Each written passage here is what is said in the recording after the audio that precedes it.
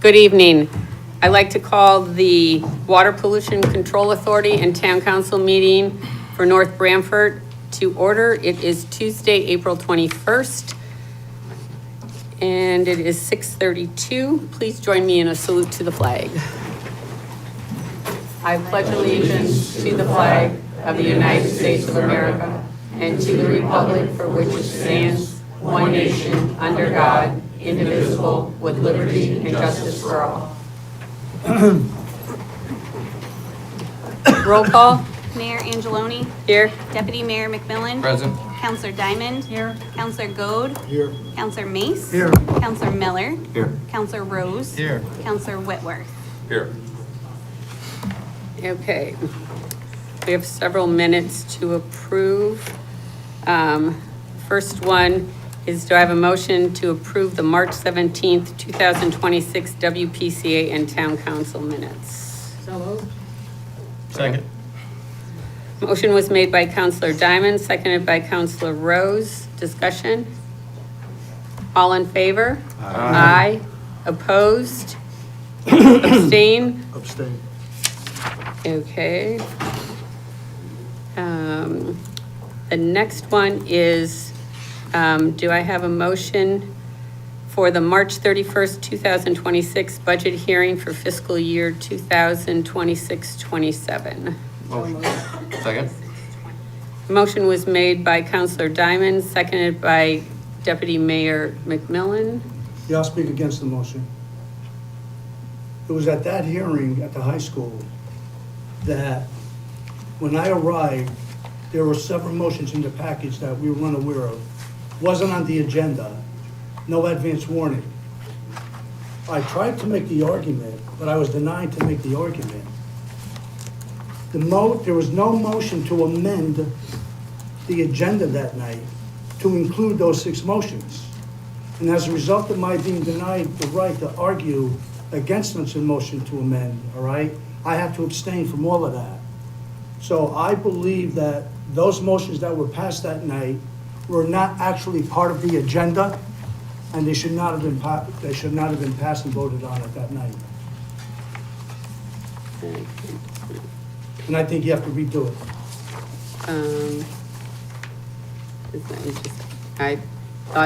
I thought there was a section on the agenda to do those motions. No. I believe there was an action item for the budget. Right, that's what, I thought that there was. And those motions were all had to do with the action. I disagreed. There was no motion to amend the agenda. We didn't have to amend it because they were Okay. already on the agenda. That's my position. Okay, that's fine. That's fine. Noted, you abstained, so it has nothing to do with the minutes. And that's the motion that's on the floor is for the Well, it does minutes. have to do with the minutes because I'm arguing against the minutes to be accepted because I was denied the opportunity to argue against a motion to amend, all right, for being surprised by having motions that were not advanced to us prior to the hearing at the high school.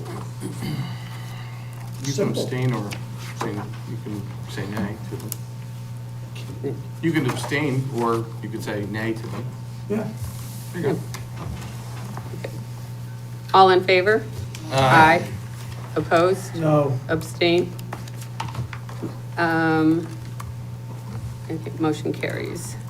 Next one is, I have a motion to accept the minutes of the April 7th, 2026 budget workshop. Motion. Second.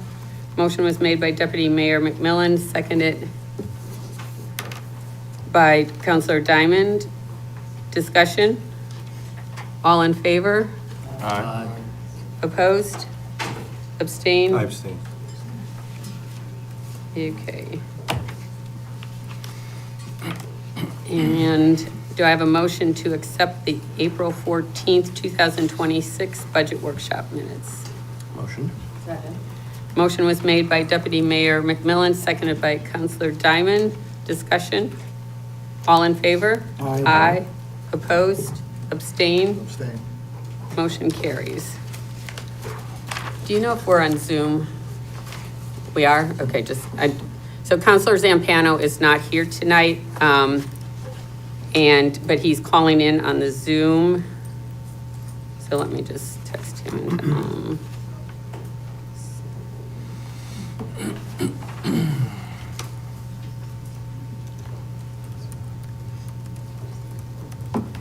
Okay, all right. Next item is community events and presentations, and we have a proclamation for National Cornelia de Lange's Syndrome Awareness Day. And I would like to call the Fernandez family up.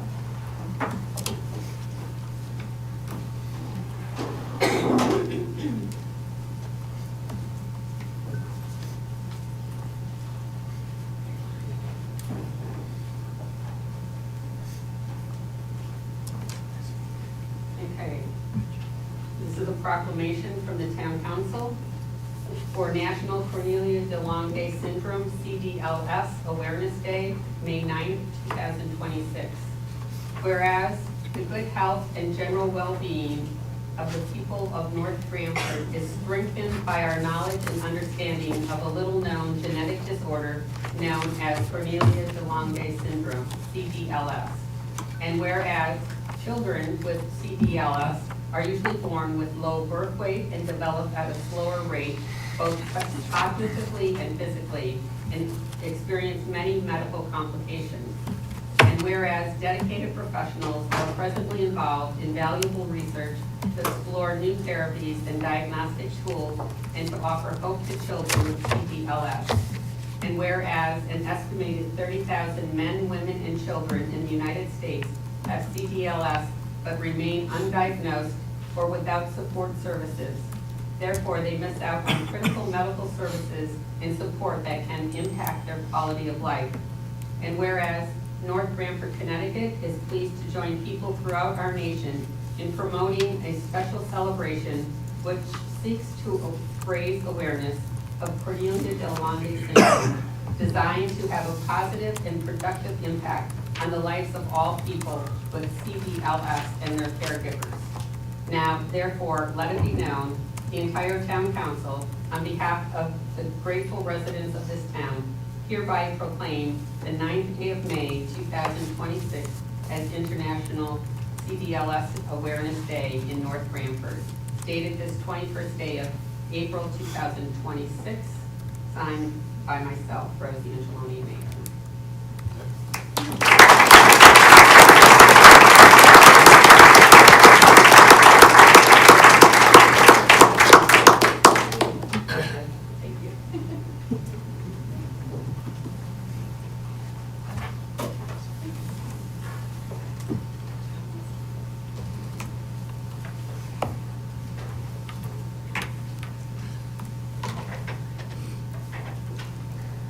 Okay, moving on to WPCA Authority agenda. First is citizen statements regarding the WPCA. Seeing none, there's no unfinished business. New business is discussion and action in regards to the inflow and infiltration study agreement.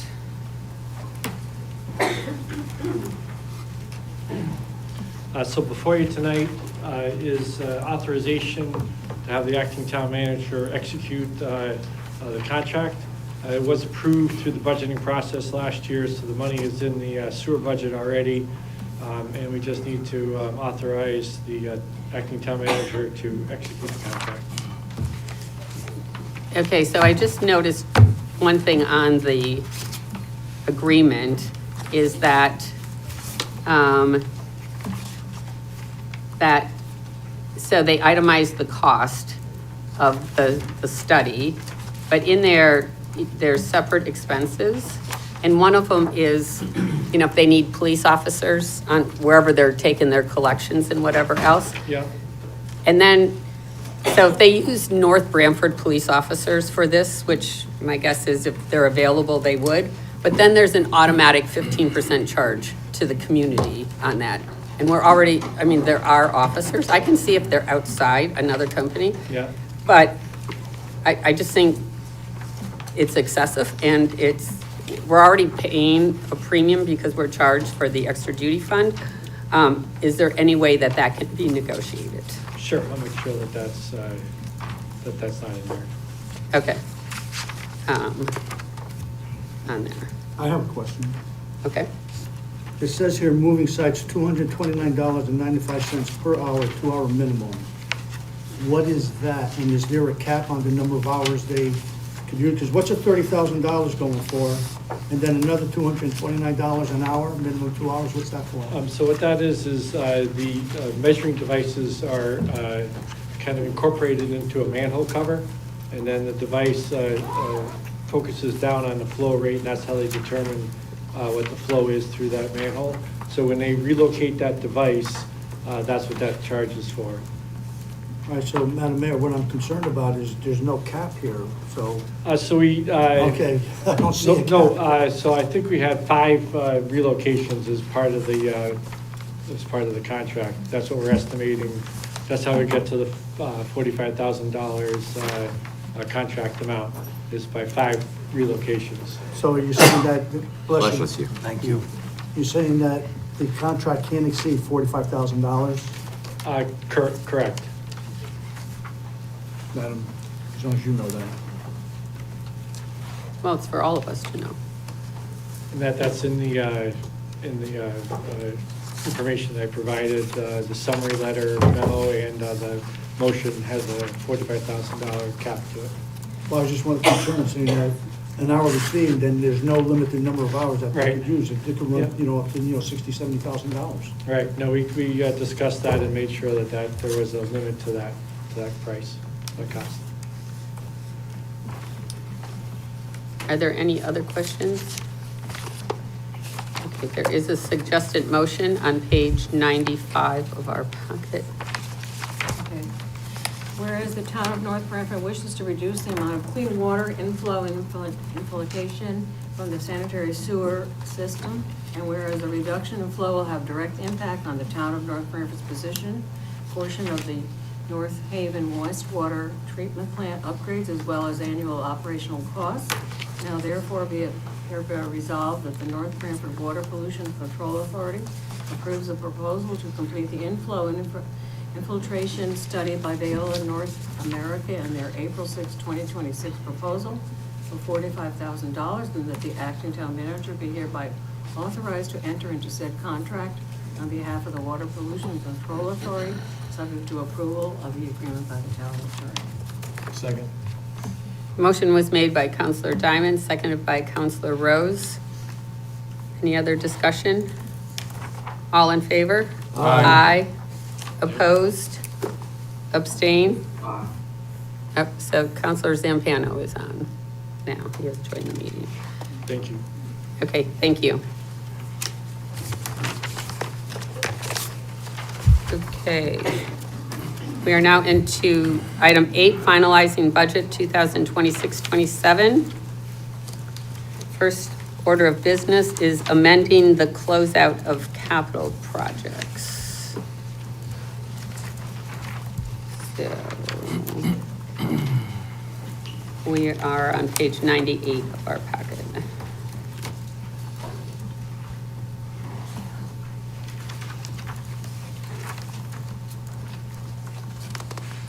Okay, Anthony, do you want to just Sure. review this? The quickly? 3610 fund was one of the funds we identified at the last meeting to close out the 1920 capital projects. I did put a note on the bottom when I gave it to you guys last time that there was a payment in December of 2025. I wouldn't close the entire fund out at that time, but we did. And shortly thereafter, another bill, I think it's the final bill for the TVS ventilators came in. So the amount that is shown there that we previously put forward has to be reduced by the amount Roy, of. can you hear me? Yes. I can't hear you. We can hear you. Has to be reduced by the $7,450 because that was used to take care of the final bill for the ventilator project. Okay. All right. So I just want to ask, do you know, is that project complete? This was from year 2019-20. So is that ventilator project complete now?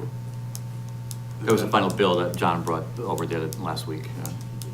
Right, yeah. Yeah, That's no, I 6, know. 7 years I know old. well. I can't answer that without John. I know he was finishing up this past summer and, He told me it was the final one, but again, Okay, so we'll take care of this now, and then Yeah. if something I happens, I know we'll he was have to come back. pressing it, yeah. Okay, thank you. Okay, so there is a motion.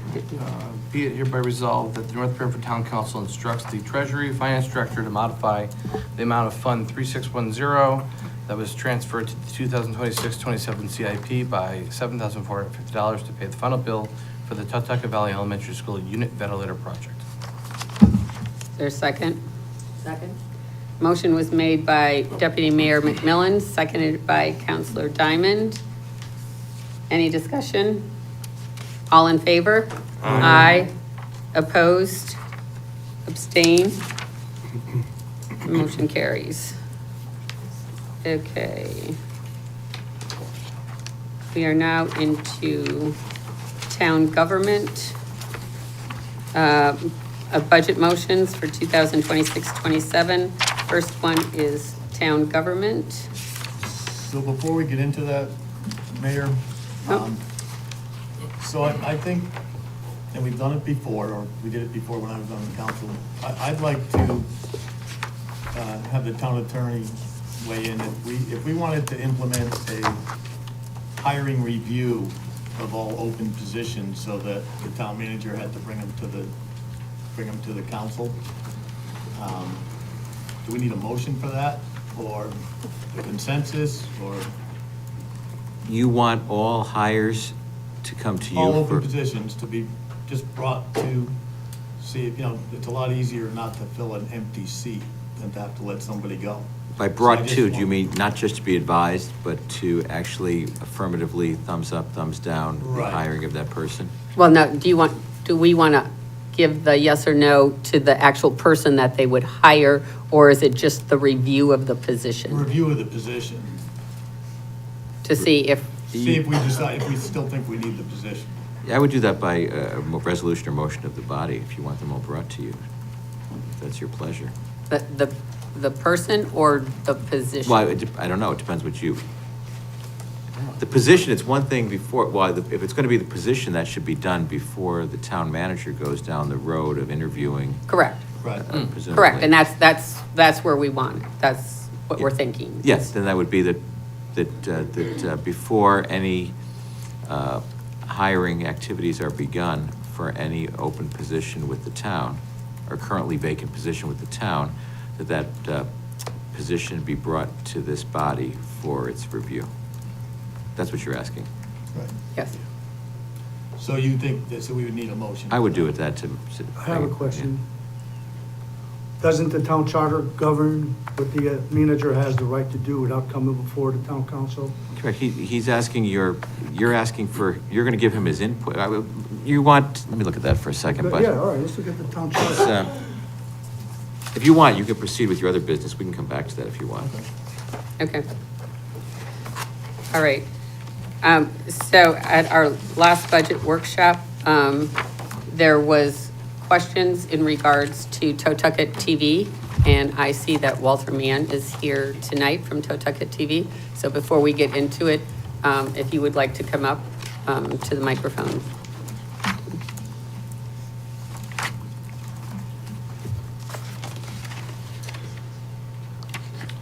I appreciate the time. So just as a quick background before I just get to the meat of the subject here. My name is Walter Mann. I manage Brantford Community Television part-time and North Brantford Totoket TV part-time, separate jobs. Also manage North Haven TV full-time. They're three separate nonprofit groups that are not related at all. They just do the same thing in their respective towns. We have tried, when I say we, those groups and other groups throughout Connecticut for over 6 or 7 years now at the state level to get statutes changed that right now are based on antiquated technology. As you all know, people abandon cable for Netflix and Hulu and Prime and so on, and every time a subscriber leaves the traditional cable TV platform, we lose funding. The state general fund lose funding. The state has lost nearly $30 million over the last 5 years due to this. We, again, all the community TV groups have also lost a lot of money, and it's an existential threat. As well, Connecticut's the only state in the country that has a personal property tax exemption for cable TV companies. So Comcast, for example, does not pay taxes on their trucks, on their plant, anything like that. I sat in the governor's office at his desk and said, you know, the state losing 30 million, the municipalities collectively losing 80 million over the last 5 years. They don't even know about that, most of them, that is the case. And the fact that we are dying. Do you have, you know, any impetus to try to help us? We just need a few word changes in that statute. And he said he has no interest in changing or broadening the tax on cable TV companies, which is not what we were looking for. We were just looking for sustenance. So what's happening now with no success at the state level to address the issue is all these groups are going to their local municipalities. It's the last option for us. And I'm going to hand out, just so people know that we are watched, because I know that that issue has come up. Comcast does not provide TV ratings and will not. They could, but they choose not to. So what I did was I went up online, and you can do this too, so you can see the numbers are the same. These are YouTube views. There's 3 pages. I selected more recent meetings and some from the last couple of years. Live streams in one column and replays in the other, so you can get an idea of how many people are watching it live versus replays. And again, you can go up on YouTube and look at all the meetings. It will tell you who views what live or replay. And I have more copies. So, if you look at just a couple highlighted meetings here, I won't go through them all. I know we have limited time, but take the first one, the planning and zoning from January. There were 655 live views, meaning 655 people were watching live during that meeting, and then another 49 on replays. And if you go through here, you'll see the numbers are similar, some are higher. The budget meeting from 2021, which again was 5 years ago, but that had 3,379 views. The planning and zoning from December of 24 had over 1,000 live and replay views. So you can see that there are people watching. And, you know, I think about tonight, there's 40 or 50 people here. Even if 2/3 of the viewers showed up from a meeting that 700 are watching live, I don't know where you're going to put them, but that's a concern. And I think also it's important with transparency of government, people are now used to watching these meetings live. People that are older, they can't get out, they rely on this. And I see if something like this goes away, you know, obviously they're gonna not be happy, and I think they would be concerned. It's important to point out that we put in over $300,000 worth of equipment we attained from grants, such as these high definition cameras and the control room here and at Stanley T. Williams, and the equipment at Totoket TV. We also invested over $60,000 in renovating the interior of that building that we're renting. So obviously we have put money from grants we've attained from other sources into our entity, into what we do for the town. So it's important, I think, just to come here and point out that if you look at the last page of this packet, it shows our cable funding, which is the primary bulk of our funding, and you can see how we're down 18,515 from 2022. And at this level, it keeps dropping. It's not gonna reverse, it's not gonna hold its own where it is, and we won't be able to survive. What towns have done, in North Haven, we just got approved for another 12,000. We're up to 70,000 a year in support from the town of North Haven.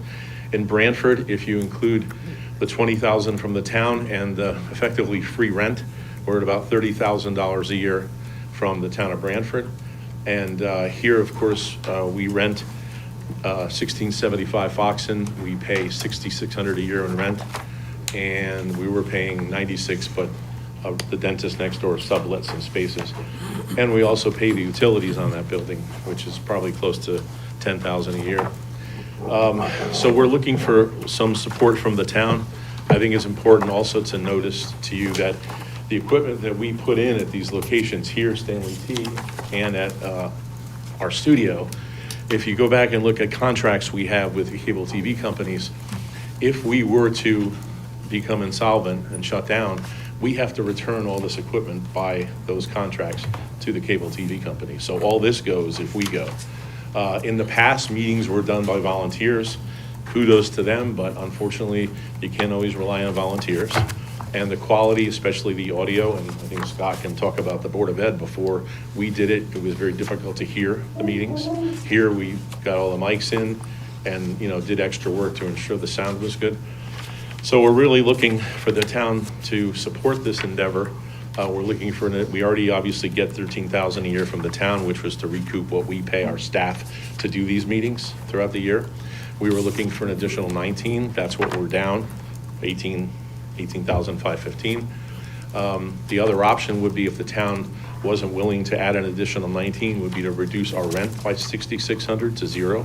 And that way we wouldn't be expending $6,600, then we'd only be looking for $12,000 to kind of make sure that we're not, below the level of sustainability. So I'm hoping the town considers the value. One other thing I will say is I did receive an email from a resident, briefly says, North Branford Town Council, and I can submit this to you. This is requesting North Branford Town Council fill the remaining shortfall in Totoket TV's operating budget so they can continue to be an important part of the news and information distribution for North Branford residents. And it's signed by Hank Petrosky, 3 David Lane.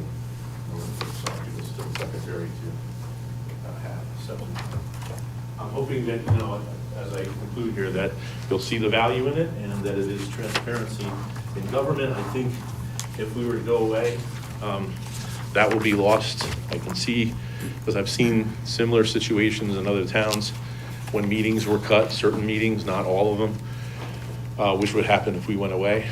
And people right off the bat start to say, oh, there's something going on. They don't want us to know. And I think transparency is important, and for this little amount in the overall scheme of things, I think it's worth the investment, and I hope the town will support us. So thank you. Any questions? I'd be glad to answer. Does anyone have any questions for Walter? Okay. All Thank right. you, Walter. Thank you. I have a question. Tommy's got one. Back in the hot seat. Okay, go ahead. Do you do any fundraising on your own to try to generate funding? We have a board of directors of volunteers that we are, have been continuously over the past year or two trying to figure out what types of fundraisers we could do. Obviously, we would love to do that. The more self-sufficient we can be, obviously, the better. But it's hard sometimes when you're a very small group. Most of our board members are elderly, with maybe exception of 3 or 2. And I don't think we have the manpower to do something, at least from within our body of people. And I know that in a lot of cases, obviously, fundraisers cost money to do, and we're living, on the edge as it is. So I don't think we didn't even have the money to invest in some sort of fundraiser. Usually, again, I've done the Tour de Branford bike tour at Branford TV, and we raised, $10,000 there doing that. But we also had to go out and get sponsors that would, commit to $1,000 or more in advertising, and that's not easy to do, especially when you're in a small town. Unfortunately, this is the smallest town in the 7 towns of this franchise. So we're not, we can't say to an advertiser, well, if you're a grant sponsor of our fundraiser, you're going to hit Northford. You're not going to hit a larger town like Brantford or North Haven or Wallingford or East Haven. So, we're limited by our reach. I think what we do is obviously very town focused, and we're not against fundraisers, but they're very difficult to do them successfully at a small scale that we're at, and Walter. with the people we have. Yes. This is- But another suggestion, I'm just taking it out there. Yep. Is do advertising, like commercials of businesses in town that might help. Yeah, we can do similar to what PBS does, grant sponsorships. We talked about this in one of our meetings or caucuses, that it may, much like Little League or some of these other entities that utilize town sponsorship, would it be possible to look towards trying to gain interest of funding towards the population that you have? If we could put a banner, see if you have, businesses, let's just think of a business, XYZ Yeah. Fence Company, blah, blah, blah, whatever. That's a Northford business to put on the bottom of one of these, Right. telecasts or, flash in multiple ones. Yeah. Might be a way to look towards. And again, I understand there's an effort Yeah. amongst that, but, Yeah. you know, Well, we're willing to do stuff like that. The only problem is with our current situation and the really staggering, increasingly high dropping of our quarterly funding that comes in. Every quarter, it's coming in lower and lower and lower. I don't think timing-wise, and that's a good idea, I just don't think timing-wise that we would be able to gather enough steam in time for us to survive, because we're talking this year. so if we were able to give you something, but not everything, Mm. which is every year is a tough budget year, Yeah, sure. to make you sustain for some small period of time to start to look for your own food, that would be something that you'd consider. Because essentially, we're asking, Right. we cannot sustain more, we're making cuts in all sorts of areas. And increases are very difficult, as you're well Yeah, aware, and I know you sure. appreciate. And I do see the value in what Yeah. you're doing here. Yeah. And I like it. But I also think you have to sometimes hunt and eat what you kill a little bit, right? And Yeah. I think that if we can find a way to possibly sustain a small amount, maybe in some type of rent relief or something like that for a period of time, and then you can take these suggestions and see Yeah. about adding a banner to a local business. Yep. Which could be as simple as a phone call to a local business. Yeah. And saying, would you be interested in having your banner come up during these meetings that are attended by Yeah. X amount of people? Yep. You can come back to us and say, hey, we've fundraised this much. It's a lot easier for us to substantiate funding to go towards something that's made that effort on its own. I mean, we can certainly look into that. And as far as, the question is, will we survive the year? I think also it had been brought up cutting meetings. I don't think that would help much, honestly. Even if you cut, say, inland wetlands or something, or, planning and zoning, which I think is a critically important meeting too, but I don't think that would make much of a difference, honestly. So, yeah, I mean, consider what you will, let us know, and then we have to go back and see if that will sustain us while we do things like you suggested. Yeah. I'm just, I appreciate the time, though, that you allowed me to speak, so. While we're on TV and you have folks that are business owners, I'll plead to the community, if you're interested in seeing this type of service available, reach out to Walter. Walter, when you want to get your information, so they can reach out to you if they are interested in doing some advertising? Yeah, very easy. You can call 203-484-2084 or email us info@totokettv.org. Thank you. Thank you. All right, thank you. Okay, so, actually, since we, 7:05. yeah, since we didn't start any of the budget yet, we do have a very quick public hearing that is on the agenda for 7 o'clock, and since we have now passed 7, we can go into the public hearing. So that Let's see, where's this? it's on page 104 of our packet, Do we have to read the, the notice of the public hearing. notice right here? All right, North Branford Town Council will hold a public hearing on Tuesday, April 21st, 2026 at 7 PM in the North Branford Town Hall Council Chambers. The purpose of the public hearing will be to hear comments on the proposed ordinance number 226-2 entitled Building Department Permit Application and Delinquent Tax, as summarized below. The new proposed ordinance puts in writing a long-established procedure requiring applicants for permits issued in the building department to obtain certification from the tax department that no delinquent taxes are due on the property before a permit is issued. Under certain conditions, a lessee may be exempt. A copy of proposed ordinance is on file in the office of the town clerk and posted on the town website. Dated at North Branford, Connecticut, this 27th day of March 2026. Lisa Valenti, MMC, North Branford Town Clerk. Email public comments to public-comments@townnorthbranfordct.com. Publication date April 16th, 2026. The Sound. Okay, so that was the notice of the public hearing. It is now 7:07, and I will open the public hearing in regards to this.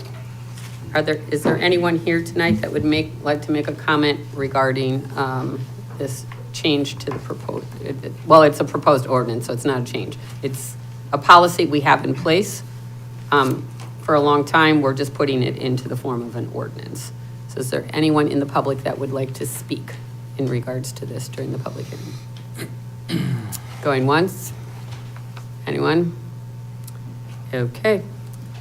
Seeing no one, we will close the public hearing at 7:08. Okay, back on the agenda to town council motions. So there were motions in our packet. There is a set at our desk. There was some minor changes to one of the items, but these are all things that we have discussed in the prior 2 weeks, and now we are putting them in a form of a motion on there. So we're just gonna go down the list. So the first one is a motion regarding reducing the number of meetings for the town center in the blueprint committee, and then the corresponding purchase services, the reduction of employer Medicare. So it's motion number 1 in our packet. It's page 101. It starts on Is it page, 8B1? 8BI? pardon me? 8B1? It's this, right here. Yeah, You have it in hard copy. yeah, the 8B1, right? Yeah, so it's, Okay. I'll read it out. We'll read it. We don't have to read the account numbers because Okay. they're all listed. All right. Motion 1, mayor and council, reduce the number of meetings of town center and blueprint committees, a reduction of $1,200. Second. Motion was made by Deputy Mayor McMillan, second by Councilor Rose. Discussion? All in favor? Aye. Aye. Opposed? Abstain? Motion carries. Second one is mayor, number 2, mayor and council, employee Medicare, reduction based on entry of number 1 above. That's a reduction of $17. Second. Motion was made by Deputy Mayor McMillan, second by Councilor Goad. Discussion? All in favor? Aye. Opposed? Abstain? Motion carries.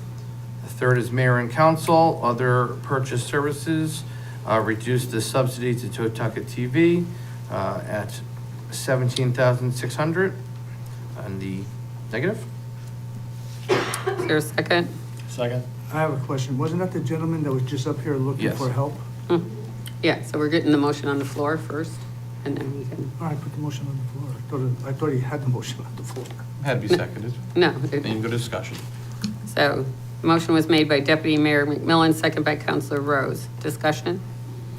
Yeah, why, I don't understand. The gentleman just comes before us looking for assistance, and he gave all of the help that he's getting from other towns. Why we're looking to reduce what we give him by $17,600? No, in the budget, there was an increase. So he currently gets $13,000. And then the budget that was presented to us was an additional $19,600 on top of the $13,000 that he was getting. So this motion just reduces the increase Okay, so, So it's by plus 17. $2,000. So he, no, it doesn't say that in the motion, that he's, what his budget request was and what we're doing. So Yeah, now- well, it's no, because going- we're just making, We're going off of what we had gone over for the past 2.5 weeks or month or so in the budget book, and then making the reductions. This reduction isn't a full reduction of the increase, Okay, okay? But certainly during this period of time for discussion, we just heard a great presentation from Mr. Yeah. Mann. You know, make your case to see if there's something we want to do differently. okay, well, I would amend it to say, instead of $17,600, $15,600, give him an extra $2,000 for Totoket TV.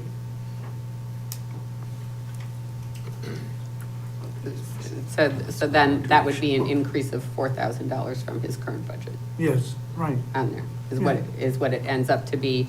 And personally, I don't have a problem with that. Does he need a second for that? He does. Yeah. Well. We need to vote on the first motion. well, No. Or we can amend Or- it. You can I amend the amended, motion. I or not. amended the motion. And Well, You have a motion Which on on the the floor floor. that's been duly seconded during discussion. Mr. Mace made a motion to amend. He now needs a second in order for you to discuss that amendment. okay.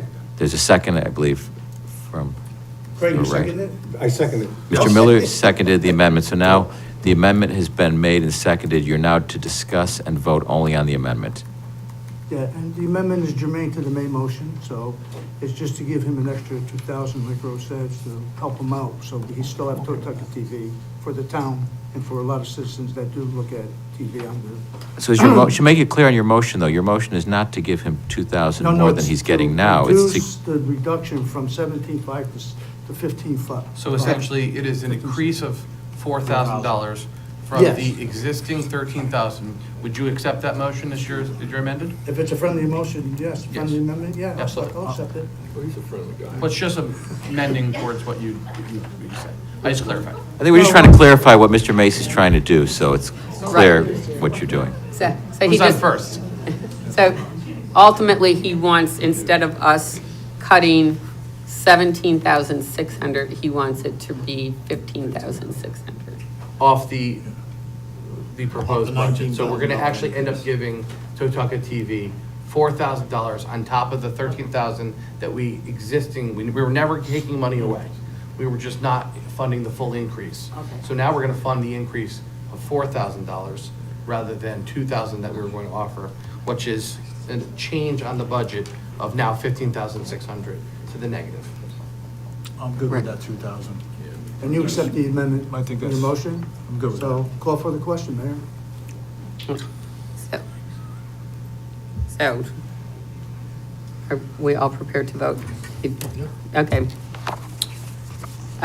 All in favor? Aye. Aye. Opposed? Abstain? Motion carries. Okay. Next one is, Well, no, now you have to go back to the main motion as amended technically. He accepted the. You have to vote on your main motion. You can't just vote on the amendment. Now you have a We main amended to motion. amend This piece of paper. as Now this amended. piece of paper says Okay. to the negative of 15,600. okay. So I'll make a motion. Well, you have a, you have a. No, you already have the there. motion. You have a motion. The So we just chair have to should, vote on the it. chair should ask, is there any further discussion or amendments? Okay. We're all- Hearing Any none, chair will further vote. discussion or amendments to the original motion? Correct. Okay. Hearing none. All in favor? Aye. Aye. Opposed? Abstain? Motion carries. We're on motion 4. All right, motion 4 is, 4 is finance, payroll clerk return to part-time. That is a reduction in the budget of $63,141. Well, let's just do, it's all together, all 4? Yep, part-time payroll clerk returns to part-time. That is an increase of $50,513. Differentiation based on the above change of the negative $966, and differentiation based on the above change to the negative $1,137. And the last two, the 966 goes towards employer FICA, and the Yes. 1137 goes towards pension. Thank you, sorry, I neglected that. So those 4 make up the one, those 4 parcels make up the one motion, and this is all related to the finance department. Second. Motion was made by Deputy Mayor McMillan, seconded by Councilor Rose. Discussion? All in favor? Aye. Aye. Opposed? Abstain? Motion carries. Motion 5. Motion 5, essential services, in terms of cleaning supplies, please, purchase kitchen mats rather than use a service. That is to the negative $2,150. Second? Second. Motion by Deputy Mayor McMillan, second by Councilor Rose. Discussion? All in favor? Aye. Opposed? Abstain? Motion carries. Item 6, Tax Department. This is, again, 3 pieces of the motion to the full motion. Part-time, eliminate part-time position. That is the negative of $35,635. Part-time FICA match based on the above change. That's the negative of $2,726. And part-time pension match based on above change. That's the negative of $3,207. The reduction of the budget. Second. Motion by Deputy Mayor McMillan, seconded by Counselor Rose. Discussion? All in favor? Aye. Aye. Opposed? Abstain? Motion carries. All right, 7th motion is technology, other purchase services, reduction of IT consultant hours to the negative of 15,000. Second? Second. Motion by Deputy Mayor McMillan, second by Counselor Rose. Discussion? I have a question. How many hours does that leave the IT technology person? We would be about 26, 27 a week 26 a week? for 50 weeks. It's 15,000 off 110. So currently, it's roughly, it came out to, the information that we were given was approximately 32 hours For 50 weeks. for 50 weeks. Roy, is this a viable change? There will be impact, but, we'll do our best to make it work. So also another piece to this is that in our last discussion, in the communication committee meeting between the Board of Ed and the Town Council, we did bring up the fact of shared services with the Board of Education. And we did discuss about shared services with the IT department, with the Board of Education. And the superintendent said that he was amenable to talking about that. There is nothing written. We have not negotiated anything with that yet, but they are willing to talk to us about that and to see once exactly. So that is also a possible piece to technology. I guess With my that. fear is with everything that goes on these days with technology, does that hurt us in any way? That's what I'm concerned about. But if we get some help from the Board of Ed, then maybe that'll make a difference. And I would add that the fee that we are charged by the individual, the consultant, is an absolutely fair fee. If you look at, what the marketplace requires for this type of technology consultant, it's a lot higher. I advocate for the job that's being done. I think that's being done well, but I understand reductions have to take place in all sorts of areas. So, could this be, if we ever needed more, I'm assuming Rory can come to us and make any changes to that. Right. We'll take a look at how it's going throughout the year. One thing we may do is, the current number includes project-based work. And so when a facility is upgraded, when new software is implemented, that kind of thing, we may just have to budget that separately depending on how things are going. Okay. Okay. Any other discussion? All in favor? Aye. Aye. Opposed? Abstain? Motion carries. Motion 8. Motion 8, town clerk, part-time, eliminate assistant town clerk. This is currently an empty position. This is the negative of $36,221. Second. There's also the elimination, FICA match based on above change to the negative $2,771. And I believe that's it, yes. Okay, motion by Deputy Mayor McMillan, seconded by Counselor Goode. Discussion? All in favor? Aye. Aye. Aye. Aye. Opposed? Abstain? Motion carries. Motion 10. Motion 10 is EDC, other purchase services, eliminated funding to website, which is to the negative of $5,000. Second. Motion by Deputy Mayor McMillan, second by Counselor Rose. Discussion? So we had, since there's nothing in place right now as far as an actual vendor and what they're doing to the website, we had discussed that this project moves forward, that there is money in the fund that we set aside using the sale of town property. It's in a separate fund to be used for EDC projects, that they can come forward to the council and we can allocate money when they have more information in regards to this. All in favor? Aye. Opposed? Abstain? Motion carries. Number 11. Number 11, motion, police, DB pension, reduce DB pension match and overtime wages to negative 75,000. Second. Motion by Deputy Mayor McMillan, seconded by Councilor Goode. Discussion? All in favor? Aye. Aye. Opposed? I oppose. Abstain? You put one against, right? I abstain, I'm sorry. Oh, abstain? Okay. Okay. Motion 12. Motion 12 is fire, part-time wages in the negative of $15,094. FICA on the above tax cut of negative $219. Second. Motion by Deputy Mayor McMillan, second by Councilor Rose. Discussion? All in favor? Aye. Aye. Opposed? Abstain? Motion carries. Number 13, fire, professional development, reduction of training classes to the negative of 5,000. Second. Second. Motion by Deputy Mayor McMillan, seconded by Councilor Rose. Discussion? All in favor? Aye. Aye. Opposed?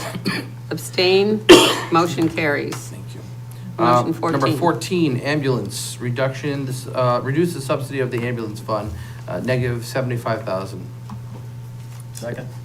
Motion by Deputy Mayor McMillan, seconded by Councilor Rose. Discussion? Yeah, I have a question. What's the reason for reducing, I mean, the ambulance system services in this town, you know, are critical at times, so I just don't understand why the reduction. We're just- Or is there something We're- somewhere else that we're funding?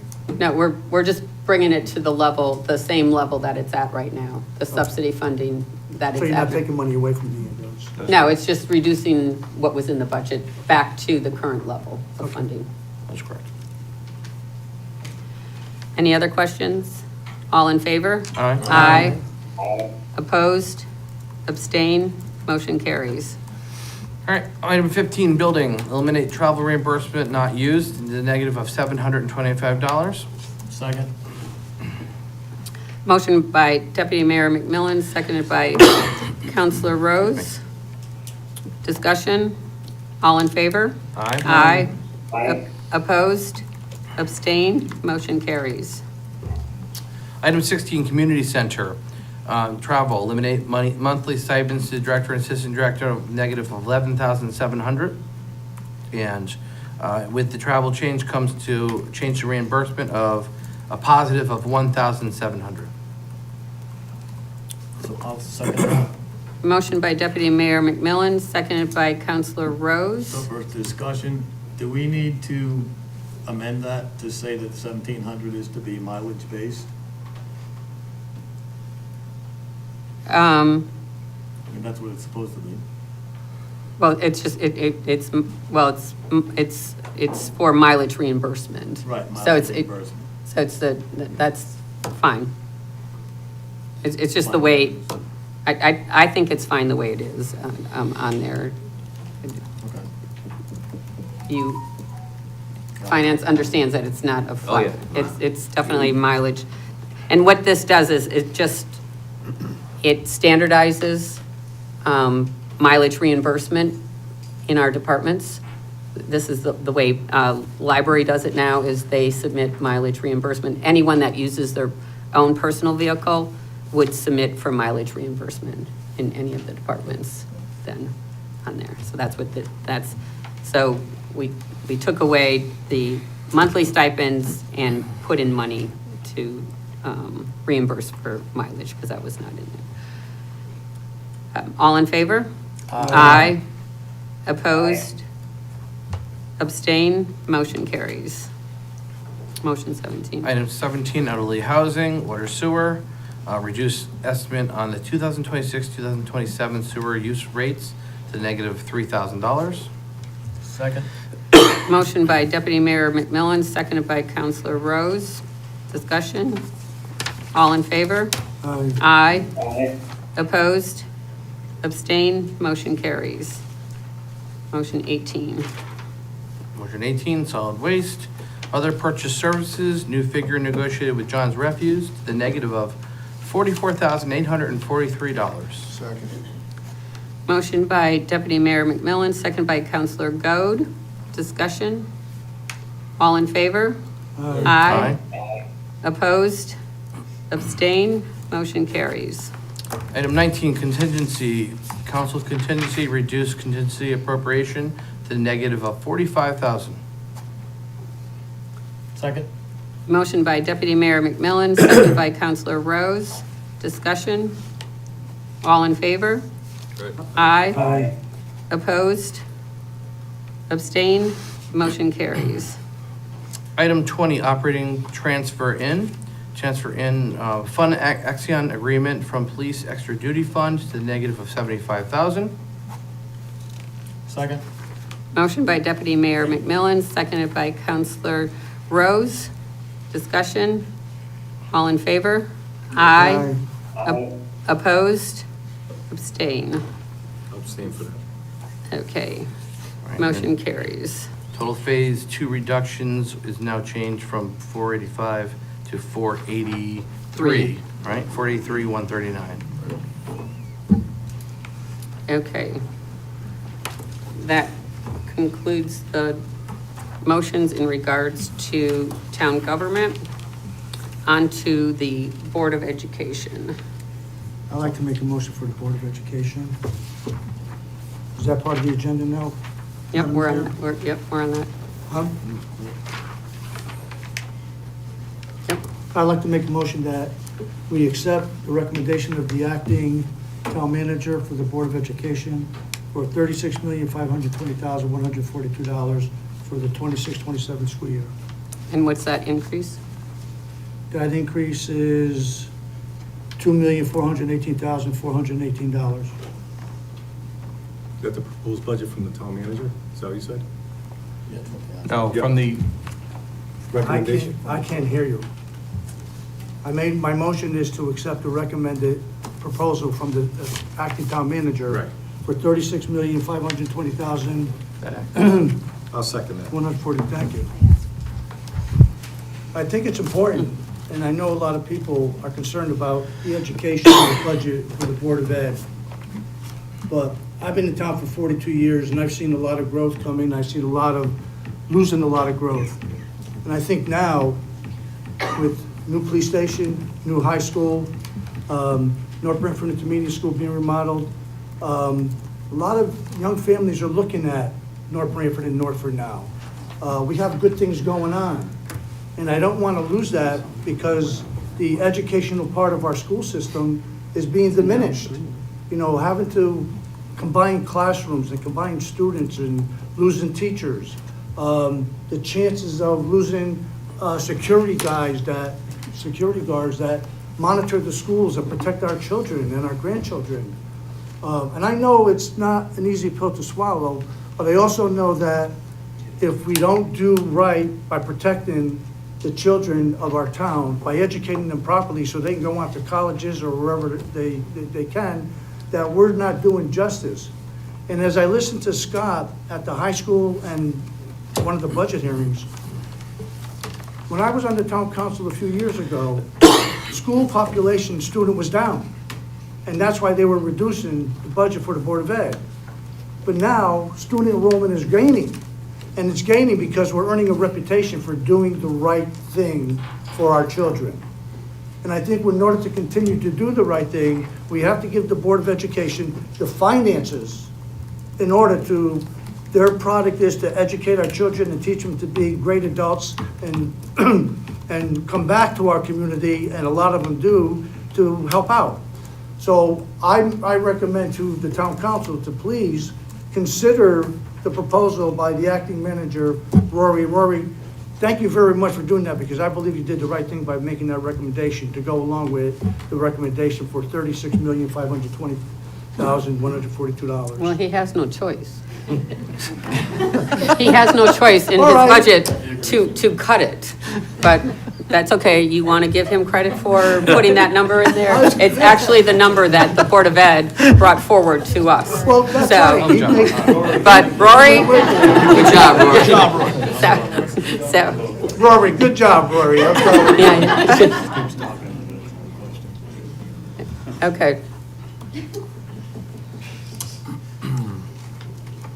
All right, so the motion is on the floor, made by Counselor Mace, seconded by Counselor Miller. I will ask, just for a point of clarification, so we're going to vote on the call it $4 million $2.4 million increase. If that vote is to the negative, not to the affirmative, do we revote to where, I mean, obviously we have to finalize the budget tonight, so we have to come up with a number. Correct. Right, we make another motion. All right, so if this motion doesn't pass, someone should make another motion. Right. I mean, so. Yep. I'm going to speak with the regards towards an increase to the budget for the Board of Education. I am not at the level that Mr. Mace has indicated, and I appreciate both Mr. Mace and Craig as counselors for bringing that forward. I think that we have to value engineer in lots of different ways, and school systems aren't necessarily the best way to do that, but we have to make cuts. But I do believe that there's a viable increase that is necessary for the Board of Education. So when that next number comes out, I'll talk to where I think it should be, but Okay, so we're going to I'm going to call the question. So we'll take a roll call vote. Mayor Angeloni, No. Deputy Mayor McMillan, no. Counselor Diamond, Yes. Counselor Goad, No. Counselor Mace. Yes. Counselor Miller. Yes. Counselor Rose. No. Counselor Whitworth. No. Counselor Zampano. No. Okay, motion fails. So I'll make a motion to increase the 26-27 education budget by $850,000 over the current 25-26 adopted budget level. Is there a second? Second. Motion by Counselor Rose, second by Counselor Goad to increase the Board of Education budget by $850,000. I'd like to amend that Does- motion, make an amendment to that motion. I'd like to amend that motion to increase his number, instead of $800,000 to $1.4 million. That would be more beneficial to the Board of Ed than the lower number. So I make that amendment. I'll second. Am I able to amend his amendment? No, one amendment to a motion, you have to vote on the amendment first, then we go back to the main motion, which could be amended or voted on. Okay. Well, All can I right. speak on my amendment before? Yeah, of course. Okay. Well, you just did. You said you wanted to increase it, and you already gave your reasons before, but you want to speak again? Do you have something new to say? No, I don't have something new to say, but I have to reiterate and be redundant in order to get my point across so that people understand. I'm really concerned about the educational system. I'm concerned about everything to do with our student population. And I don't want to nickel and dime the Board of Ed by not giving them the funds to do the job properly. And I don't want to hear about classrooms being eliminated, teachers being laid off because we don't have money for them, or losing the guards in the schools and everything else. I don't want to lose all of that there. I have a genuine altruistic belief that we have to take care of our student population. And by nickel and diming them and reducing it, we're not doing that. We're the adults here. We're supposed to look out for the children and their welfare, not go ahead and just worry about just the budget itself like it's just black and white. No, there's more to this than black and white. There's red, green, purple, blue. There's all the colors of the rainbow. And that's what I'm worried about. I don't want to lose that. Okay. Does anyone else have anything in regards to the amendment? Where do we stand right now? So he's trying to amend the original amendment. motion. So the vote that we will take is if you want to amend it, if you want to amend the original motion of 850,000 to 1.4. So we're not voting on the 1.4? Yes, we are voting on the 1.4, Mayor. What, We're voting You on. gotta vote on the amendment. oh, first. okay. So we're voting on the amendment of 1.4. Okay, I'd like to make a statement, okay? The Board of Education, I'm gonna read my statement because I feel very strongly. I think that we recognize that there has to be a balance between the need for fiscal responsibility and attention to the effect of the mill rate on individual homeowners and the ability to support education for students in our community. Investing in our future generations, protecting our staff and programs, ensuring our schools are safe, and maintaining our district's reputation, I think requires us to act accordingly. Just a little history. The Board of Education requested a status, they called it a status quo budget of $36,521,042, which is obviously a high percentage, 7.09 increase over this year's budget. But you know, the reason why they've done that is because last year they got a slight increase of 0.59. And I look back at the percentages starting in 2021. They've all been minimal. The first one, 2021, 0.0, then 0.92. 2.03, amazingly, went up to 2. 1.50, and this year, 0.59. I also want to remind this council that you voted unanimously in December to approve the 2026-2029 teacher contract. That cost alone is $538,475. That's a heck of a lot of money. Then when you look at the proposed budget and you look at all staff, that cost goes up to 76% of their budget that they've proposed. Now, I know the superintendent, I don't know if everybody heard this, but at least we heard it in the combined meeting between the town council and the Board of Ed. He shared the fact that they probably anticipate a balance of $756,638 in June of 2026. That's Fund 25, and that's a non-elapsing account. I think when you take that into account, and you take what they're asking, I think we can give them a little more than $800,000. And I would hope that somebody would come up with something a little higher than that. You know, we feel that would be fair.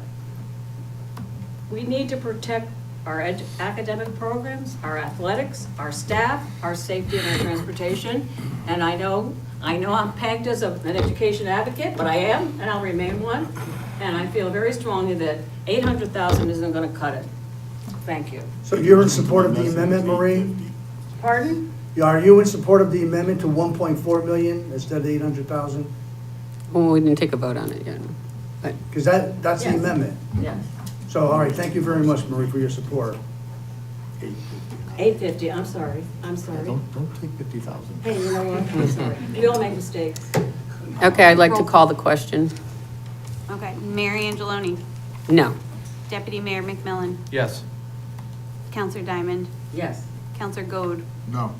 Counselor Nace, Yes. Counselor Miller, Yes. Counselor Rose, No. Counselor Whitworth, No.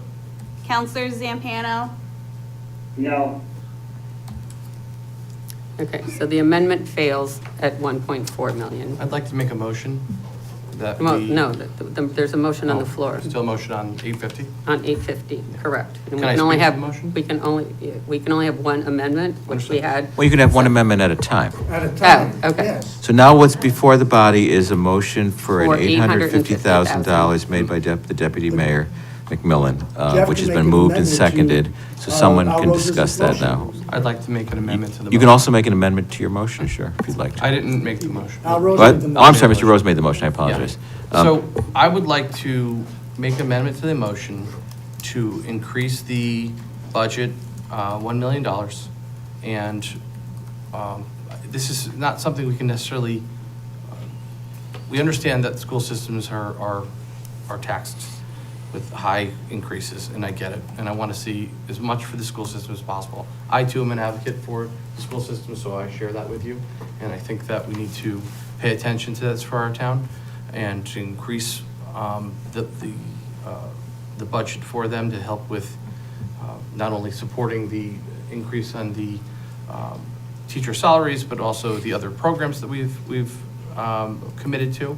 I'd like to see it at $1 million. I'd also like to see us take security from the budget of the Board of Education and move that over to the police budget, which would be in the number of $330,000.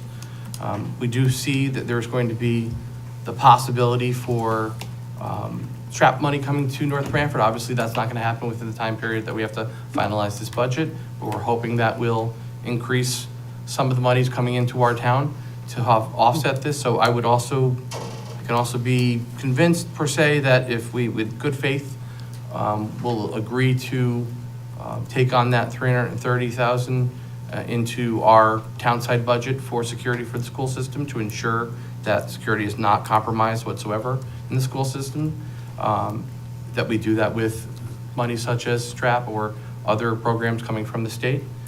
But I'd like to see an increase of $1 million in this program, and then giving the ability for Scott and his, for Superintendent Schoonmaker and his staff to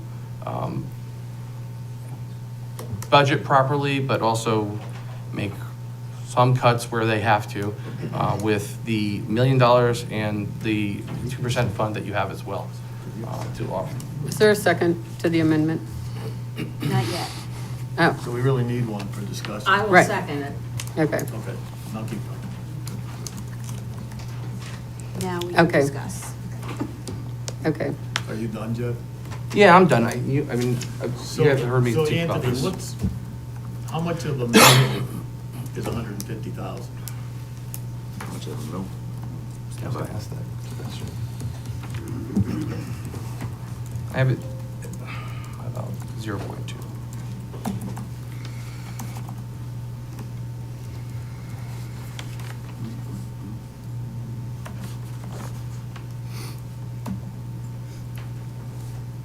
Pressure's on.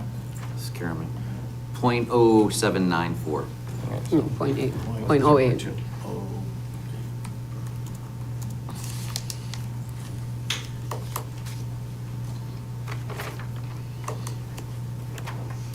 Okay. I'm going to call the question. Mayor Angeloni. No. Deputy Mayor McMillan. Yes. Counselor Diamond. Yes. Counselor Goode. No. Counselor Mace. I'm gonna rely on Jeff's commitment that 300,000 from the other department and support Jeff for the $1 million. at this Well, he can't make that Yes. commitment. He didn't make the commitment. I didn't make a commitment. I'm hoping in good faith. I can't make that commitment. Well, you But convinced me to support your amendment, Jeff. In good faith okay? of the hope that we can do that with monies coming in. I'm We sure you'll can't, we work can't on do it. that without, we have to be fiscally responsible. All right, Okay. So that's a yes? So it's a yes. yes. Thank you. Okay. Counselor Miller. I would say yes. Counselor Rose. no. Counselor Whitworth. No. Counselor Zampano. No. Okay. Motion, amendment for $1 million does not pass. Okay. So now we're back to the original motion for $850,000. Correct. That was made by Counselor Rose, seconded by Counselor Goode. So now we're going to have discussion in regards to that. So I would like to start off by saying that this problem of funding schools is bigger than just North Branford. If you look all over the news the last couple weeks, you will see many communities facing the same issue that we are facing. All over the place. I went and did some research, and I went back to budget year 2009-10, all the way to current, and I looked at the Board of Ed budget versus our ECS funding that we got from the state, and what percentage the ECS funding is related to the Board of Ed budget. So in that time frame of 17 years budget, the Board of Education budget went up 23.5%, but ECS funding went up less than 1%. So this truly is more than an issue than North Branford has.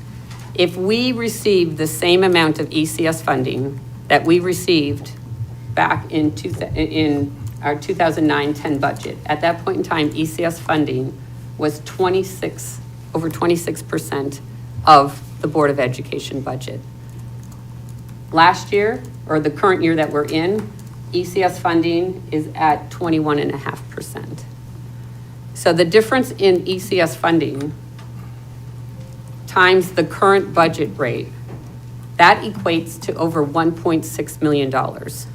If we had that money in ECS funding from the state, we wouldn't be having this discussion on here. And so this problem is bigger than just for North Branford. I have had multiple conversations with State Representative Candelora over the last few weeks in regards to funding, what is happening in Hartford, what is possibly coming down the pike. Yes, the Republican contingency has proposed their budget. The Democrats have proposed their budget, two separate budgets. The money proposed by the Republican budget has an acronym of STRAP, which gives towns more money for education. It would be a direct funding source to help lower the mill rate on there. It is not ECS money on there, so it would not go towards ECS. It would be reducing the mill rate. I did also talk to him about the possibility, because as is North Branford, our budget will be determined before the state votes on their budget. They do not vote until May 6th, so we will not know until May 6th. What the possibility is that because our budget will already be set, and he told me that they would be talking to the Democrats and they would try to work something out bipartisan, that it would be retroactive so that it would go against our current budget. Even though we already set our mill rate, I do not know what that will look like. That still has to be determined by her. It's out of our hands. Deputy Mayor McMillan alluded to the security force coming over to the town side of the budget. This was brought up in our discussion last week with the Board of Education. Superintendent Schoonmaker brought that up and asked if we would be willing to look at that possibility of taking over the security. I will tell you, Superintendent Schoonmaker and his office has been very cooperative in getting us all of the information that we have asked. I have been working with Chief Lovelace to get this information together as to what that would look like. Unfortunately, it's only been 4 business days since that request, since we had that discussion. So we are still in the process of gathering the information, putting something together, and we also have to wait for Hartford. So it's out of our hands. But I would hope that we can come to an agreement that it's possible, based on the things that are out of our hands, that we would be able to do that. So the proposal, the motion for $850,000. Can I just make one more amendment? It's not what I want for you. You can't interrupt the speaker, though. No. Okay. So, I thought she was done, that's why. I no, thought she was so done. between the $850,000 and the $350,000 in taking that out of the Board of Education budget and bringing it over to the town side on there. So that puts us at 1.2 million. Superintendent Schoonmaker has already told us at various meetings that he already plans on using some of the 2% fund, or Fund 25, to fund the budget. He currently has roughly $750,000 in his 2% fund. That does not include any money that possibly might come from this year, which could be some additional money. It could be up to 2% of his current budget, so that could be another $680,000 that goes into that fund. So between all of that money, that would put the Board of Education, funding the Board of Education, somewhere in the vicinity of $1.8 to $1.9 million from the original ask on there. Granted, some of it is out of our realm right now because we don't know what Hartford is going to be doing in regards to that. When I look at this, I am, I totally agree with everyone that we need to fund the Board of Education, but we also have to look at not just the students in the school, but it is our job as fiduciaries, the town council, from the youngest person to the oldest person. Of course. And we have heard from a number of elderly people about tax increases. So that's why I couldn't support a 2.4 million increase to the Board of Education or the $1 million on there. Personally, I am comfortable with this and with all of the other things. I am fine supporting the Board of Education at $850,000. May I make a comment? If we have an idea that the state will possibly bring dollars in by strap, and May 6th, the state budget passes, which is past time of which we can do this, would it be prudent that we allow our consistency to essentially guide us if we have overshot the budget, and thus we will come back and change budget numbers on the referendum if we went to that larger number, and then they said it's too much, and we'll go back to the What? number of which 850 versus maybe a higher number? I don't know that we could change, because everything would be printed by that. Okay, And that's where's Lisa, the town clerk? Lisa, do you want to just come up?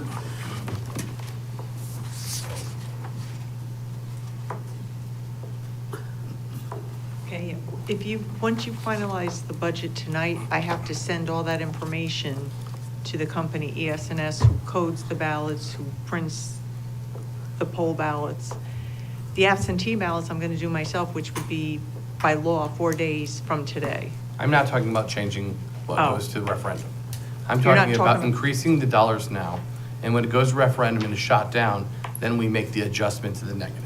Oh. If the That has constituency, if nothing the to do with me. constituency Yes. Right. indicates that we have gone too far, Yeah, then we need to adjust the budget, hence why we have a referendum in the first place. correct, you could then But adjust if they it. don't, then the body speaks, which is our consistency that we represent, that we have not. Okay, that's correct. May I speak, Madam Mayor? So, Yeah, I was trying, I apologize for interrupting before, Madam Mayor. So as much as, we've asked for a certain amount, we asked for a certain amount again, so I'm gonna give it another shot for maybe 950. I mean, listen, it's, they asked for 2.4, they had the 2%, which was 750, right? And then that would have knocked it down to 1.7 or something like that, and then we had another amount of 350, which would have brought it down to 1.4, all right, for what they're asking. So he asked for the 1.4, they said no. He asked for 1 million, said no, so I gotta give it a shot, get something more than 850. I mean, it's not a number that I'm happy with, but it's something, I gotta ask for more. And that's my I'll motion. second your amendment. So, Okay, I'm going to call the question. Mayor Angeloni. At 9:50? yes, ma'am. 9:50. Okay, Mayor Angeloni. no. Deputy Mayor McMillan. Yes. Counselor Diamond. Yes. Counselor Goad. No. Counselor Mace. Yes. Counselor Miller. Yes. Counselor Rose. Yes. Counselor Whitworth. Yes. Counselor Zampano. No. Okay, motion passes. Thank you. Now you have before you, as a body, the motion as amended to 950 to take up. You have to vote on that, formally vote on that as well. I missed what you said, Brian, I'm sorry. You now have before you the motion of $950,000. Remember, this was just an amendment, so we have to Correct. vote on the main motion as amended at this point. Oh. All right, so the Please. motion 21, education to increase the 2026 to. Well, the motion was already made, right? We don't have to make another. The motion, you made a motion, we started, remember, with the motion for, what was it? 850. 850. It was amended unsuccessfully several times. It was then amended successfully to 950. So now the motion before you, as amended, is for an increase in the Board of Ed budget of $950,000. So we don't need to restate the motion? No. We can No. just vote. That's correct. Just read the main motion, though, that's all. That's what it is. So just clear what you're all voting on. You're all So, voting on. As stipulated by town attorney. So the motion is for $950,000 to the Board of Education. That is correct. Okay, roll call. Mayor Angeloni, No. Deputy Mayor McMillan, Yes. Counselor Diamond, Yes. Counselor Goode, No. Counselor Mace, Yes. Counselor Miller, Yes. Counselor Rose, Yes. Counselor Whitworth, Yes. Counselor Zampano, No, Okay, motion passes 6-3. 6-3. 63. And then- Okay. All right, on to item, well, now we're on Three. capital. Now we're in All capital. right, so get rid of this because these are confusing.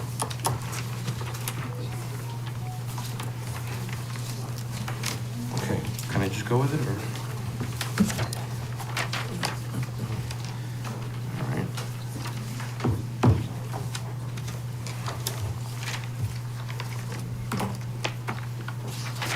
All right. All right. Item 1, general government. This is on the phase budget changes 2026-27, phase 3 capital. Item 1, general government, eliminate computer replacement dash budget funds to the negative of 35,000. Second? Motion was made by Deputy Mayor McMillan, second by Counselor Rose. Discussion? Okay, so before we get into this, we had added some items to our CIP budget that were not in there originally presented to us. One of them is for the townwide facility maintenance account that we established several years ago. There was nothing in there.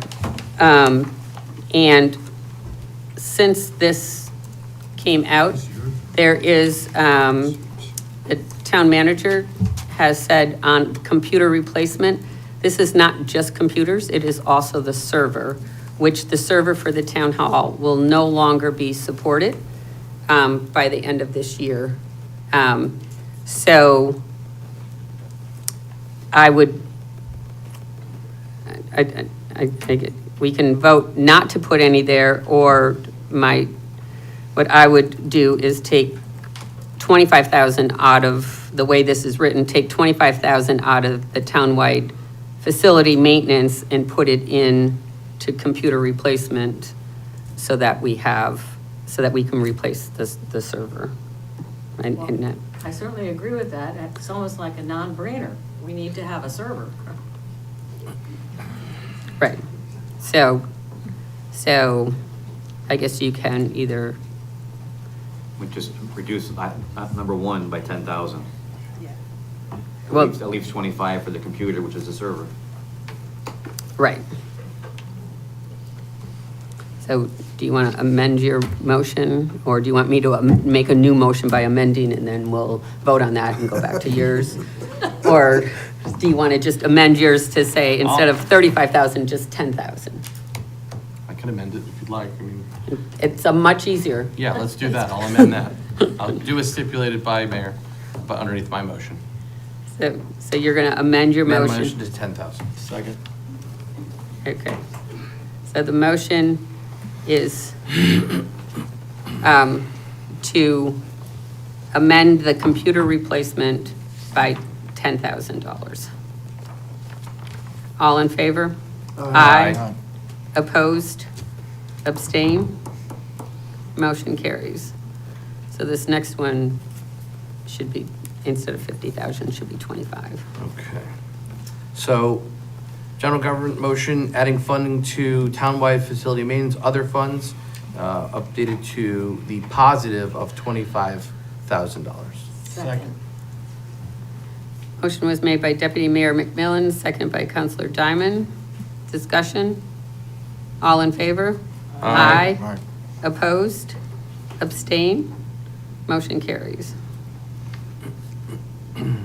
Motion 3. Motion 3, general government, adding funding to townwide vehicle reserve to the positive of 50,000. Second? Was it Al. Al? Motion by Deputy Mayor McMillan, seconded by Counselor Rose. All in favor? Aye. Opposed? Abstain? Motion carries. Item 4, public safety, modify police vehicle funding to 70,000, budget funds, 70,000 other funds, police vehicle use. And that is a net change of 0. Second. Motion by Deputy Mayor McMillan, seconded by Counselor Rose. All in favor? Aye. Aye. Opposed? Abstain? Motion carries. Item 5, public safety, modify reserve funding to 175,000, dash budget funds, 150,000, fund balance, that's a net change of 0. Second. Motion by Deputy Mayor McMillan, seconded by Counselor Rose. All in favor? Aye. Opposed? Abstain? Motion carries. Item 6, public safety, reduce air pack funding to 40,000, budget funds, which is, it's a negative of 114,000. Second. Okay, so discussion on this is, so the air packs, so what we have found out, there is a grant that has been applied for in December of 2024. We have not found out if we got that grant or not. Under provisions of the grant, if we received word that we got the grant and we started to buy them, it would be fine, we could use the grant.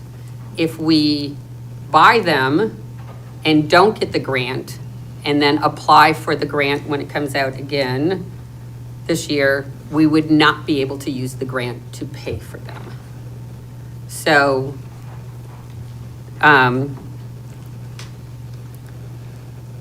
we can either vote on this as stands. I would be not for funding the air packs. I think if we let that, I'm gonna speak to this, I'm all for taking care of the fire department, but we have an opportunity for funding to come from this that we can get. It would be silly to do that right now. Right, We if can make we- an amendment if we don't get it. We can come back to the council if that doesn't come through. It'd be silly not to try to get that grant. Right, so if we vote to reduce it on there by 1/4, that leaves 40,000, but we've already funded the 5% town match several years ago. So we don't need any funding. If we're not gonna do the air packs, we're gonna wait and So see. drop it down to 154 negative? Correct. Okay, I would amend my proposal to indicate that, and with the statement that we can amend this during the council year if we do not get the funding from the grant. Second. Okay, so the motion has been amended so that it's a negative of 154, which was what was originally in the budget. Correct, so it's a net of 0 yet again. Make an observation on that. Mm-hmm. You know, this reminds me of the rusty bridges we have in the state. Right? So, I mean, you wonder why the state DOT doesn't paint our bridges and they're all full of rust. So there's probably some federal funds that are coming along next year to rip the whole darn bridge down. So it sort of reminds me of the same thing. That's really what we're saying here, right? Right. We're going to wait and see if we get, apply for the grant and Right. Okay. on there. All in favor? Aye. Aye. Opposed? Abstain? Motion carries. Number 7. Number 7, public safety, eliminate extradition tool, budget funds is the negative of 90,000. Second. Motion by Deputy Mayor McMillan, seconded by Counselor Rose. Discussion? All in favor? Aye. Aye. Opposed? Abstain? Motion carries. Item 8, public safety, add gear washer and dryer from other funds to the positive of $20,000. Second. Motion by Deputy Mayor McMillan, seconded by Counselor Rose. Discussion? All in favor? Aye. Aye. Opposed? Abstain? Motion carries. Item 9, public safety, eliminate life cycle costs dash budget funds to the negative of $75,000. Second. Okay, so on this one, because we don't need, we just made the motion up above, the $40,000 in funding for the air packs, because we already funded that. This life cycle cost, from my understanding, the way it was written in the budget, is for the communications, and it's the state system. Is that correct? That's, you're 100% correct. And so the 150,000 that is needed after 5 years, is that like our contribution to the state system? Correct. Chief Lovelace is, I'm sure, here somewhere. It only renews every 5 years is all you can do, so that's the commitment that keeps your, all of your public safety communications up to date, with grades and all that nature, and you can only do that in 5-year increments. So when we purchased the product, that was the original 5-year agreement we made with the vendor. Okay, so we're gonna have to fund this next year to 150,000. So I would like to see the 40,000 that we just eliminated from budget funds to go down there into a reserve so that we have it towards the cost for next year. We would put that underneath item 17? Well, no, it would be Or no? number 9 instead Oh, of. sorry, 9. We're on number 9, so instead of decreasing by 75, we would. Decrease by 35. 6. Oh, No. 30, yes, of course. 35. 35. Second. Yep, I'll make that amendment, decrease by 35, seconded by Al. Okay. Any other discussion? All in favor? Aye. Opposed? Abstain? Motion carries. We're on 10.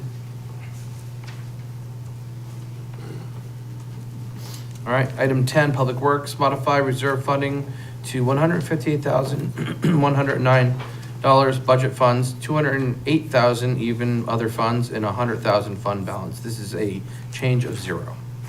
Second. Motion by Deputy Mayor McMillan, seconded by Counselor Rose. All in favor? Aye. Opposed? Abstain? Motion carries. Item 11, Public Works, eliminate additional office appropriation funds elsewhere to the negative $117,000. Second.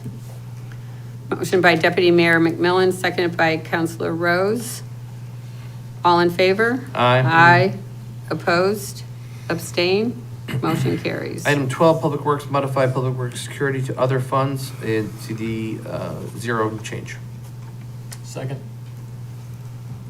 Motion by Deputy Mayor McMillan, second by Counselor Rose. All in favor? Aye. Opposed? Abstain? Motion carries. Under number 13, Public Works, modify pavement overlay, move $7,964 from budget funds to other funds. This is a change of 0. Second.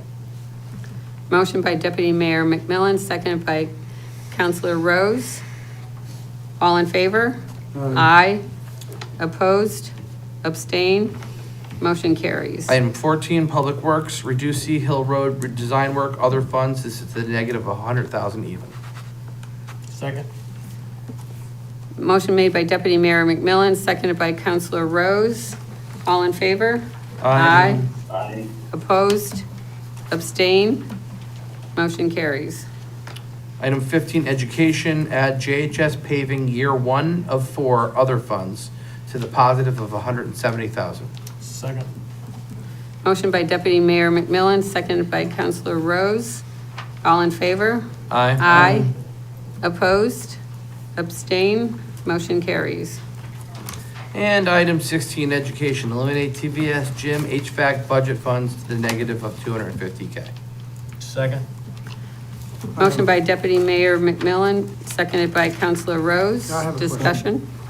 Yeah, how does that affect the TVES gym? I mean, how does that affect what's going on? Why eliminate the HVAC? Well, they don't have it now. Okay. In the building, they did put a new floor in Yep. a year ago or so. That was not due to the lack of air conditioning, that was due to water infiltration. So the building, the gym floor existed for 50 years with no air conditioning. If you want to make a motion after we vote on this one to add it back in and increase the mill rate, you are more, because that's what that would do, because it's in bond Trying to fundraising. figure out what's going on, that's what It- I'm trying it- to figure out. It was just eliminated because of it was coming out of budget funds. So to reduce the mill rate from 2.88 to wherever we ended up, this was one of the capital projects that got eliminated. Well, I'll speak against the motion, and then So we can- leave it in. So the motion on the floor is to eliminate it Right, and I from speak them. against it. So are we ready to take a vote on it? Yes. I have Okay. one question. When was that school built? 1972 And when it was, you're saying when it was built, there was no air conditioning designed for the building? for the gym, or for the building. It Okay. didn't, because they retrofitted and put air conditioning in classrooms. Okay. The unit ventilators. So, all in favor? Aye. Opposed? No, Abstain? Motion carries. All right, so that's total phase reduction 3 of, I believe, if my math is correct, 434,000? No, it should be the same, because we just move money around. It's still 491. Okay, It's still okay, 491. I'm sorry, maybe I missed it. Okay. We just moved, 35 there, 50. we just moved, Okay, 491. right. So that concludes all of the budget motions at this time. So now we are ready to go into our regular meeting. On there, we already did the public hearing, so we are on to item 9. I'll just.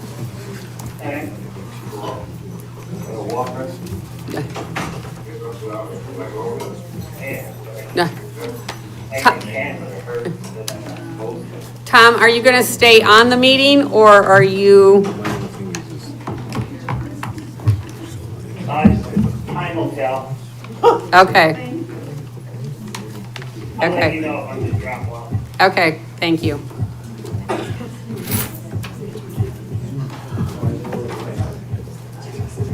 Okay, you can just say no. Yeah, you can. Okay. So on to reports of committees, boards, and commissions. First one is economic development. Do you have anything? No, I'm just, No report?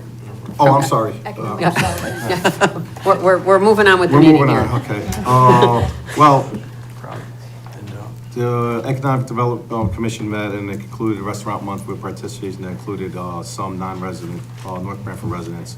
Overall attendance was lower than expected with the winter storms on weekends identifying as a contributing factor. Moving forward, the EDC will focus on expanding outreach efforts and engaging additional local businesses. And it was shot down, however, but the commission was discussing developing a destination website that would feature a business directory organized by categories, so Okay, that's it. all right. Park and Recreation, there was no meeting in March, and the next meeting is next week, April 28th. Police Commission? The Police Commission met on April 13th. The chief explained that getting lateral recruitments now is pretty limited, and he's probably gonna have to open it up to new recruits in the fall. There were also some statements from citizens who have concerns about the racing and the noise in the evening behind the high school. The commission said that they appreciate everything everybody said. They're gonna look into some options to what they can do, but it's kind of a thing that happens throughout town, you know, have ATVs that go through fields, but there are, I guess, a number of problems in the back of the high school at night. But I know that the commission is going to discuss that next month. The chief also shared the latest connectivity plan for Route 17 and 22. As you know, that's something the state's been talking about, and they sent plans, and they're still talking about how they're gonna combine the, well, I wish they would, because that's a real problem down there in that intersection. And the commission voted to support the Jerome Harrison paving project. That's it. Okay, Madam Mayor, just to note that Councilor Zampano dropped off at 8:16. okay, thank you. Okay, Fire Commission. They met and Assistant Chief Colangelo provided a report on radio communications and discussed efforts to develop a plan to address ongoing issues. Approval from the Fire Commission was required and it was granted. Councilor Diamond may provide additional information on this matter during our Public Safety Committee update. That's Okay, it. all right, thank you. Planning and zoning, Yes, thank you. There were to have been 2 meetings as usual each month. The first of those meetings, I was late due to work. I arrived late, so I missed that. I apologize, and I think there were some minutes for that. The second planning and zoning meeting was canceled. okay, I have nothing on that either. okay, thank you.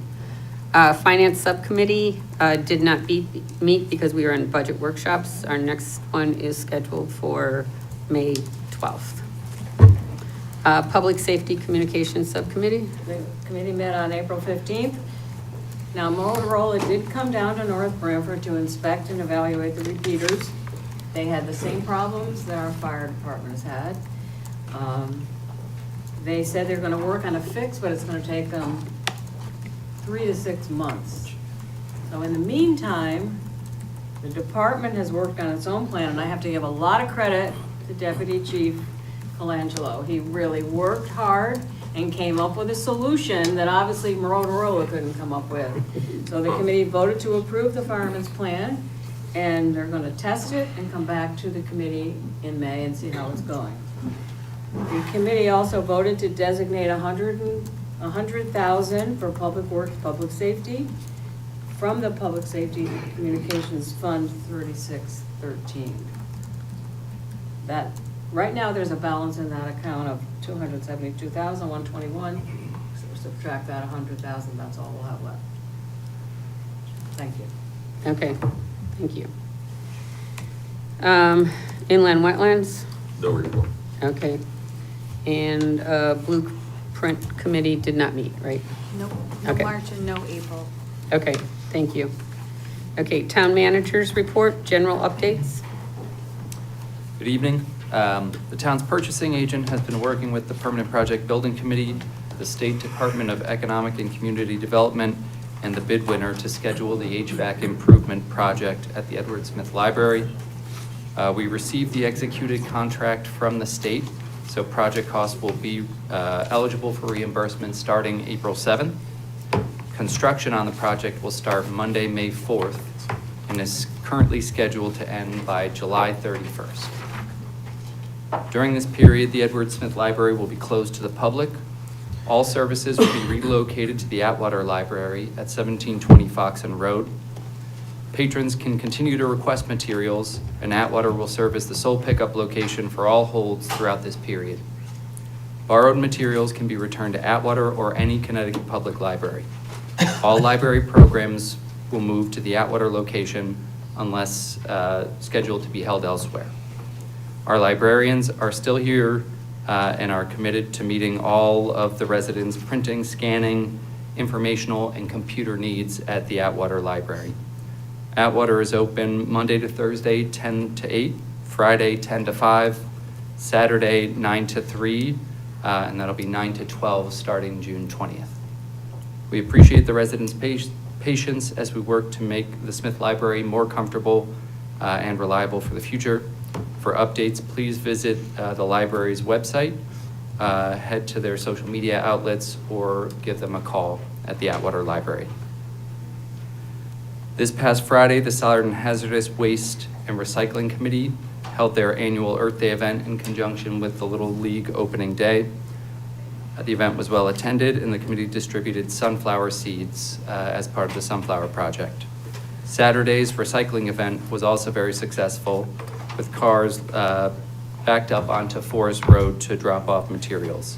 There were over 3 tons of electronics and 30 mattresses collected. The next event will be held July 11th from 9 a.m. to 12 p.m. Bulky waste pickups are currently ongoing, and next week curbside leaf pickup will begin, ending May 8th. On Thursday, April 16th, the town engineer, town planner, and I met with representatives of the East Shore District Health Department regarding local water quality improvement efforts. The Health District and a researcher from Brown University have been conducting research into ongoing water quality issues on the Farm River. They've gathered and reviewed data from various ongoing monitoring projects and conducted their own. The research shows that E. coli levels in the river are above the recommended threshold for recreational waters. The source of the bacteria has been identified as avian in nature.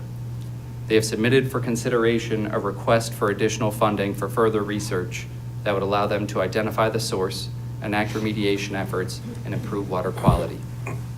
Additionally, they've been working with the Connecticut Department of Energy and Environmental Protection regarding water quality issues in Cedar Lake at the request of residents there. They will be scheduling a stakeholder meeting, and town staff will be looped in to ensure the residents' needs are being met. As a part of the last negotiation cycles with the Public Works and Library employee unions, the town had agreed to attend a presentation regarding the Teamsters pension plan. The Teamsters pension is a multi-employer pension covering employers throughout New England with limited withdrawal liability. Unlike a typical pension, benefits are based on negotiated hourly contribution rates up to 40 hours a week, rather than the employee's overall salaries. Also, the pension plan does not allow for employee contributions. The purpose of the presentation was purely informational, but we expect it to feature during future negotiation cycles.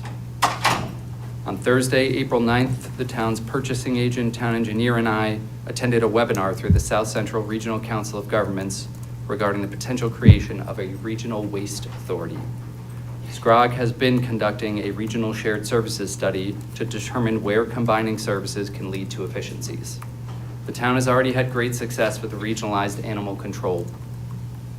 The state of Connecticut is currently experiencing a waste disposal crisis with the planned phase out of waste to energy plants.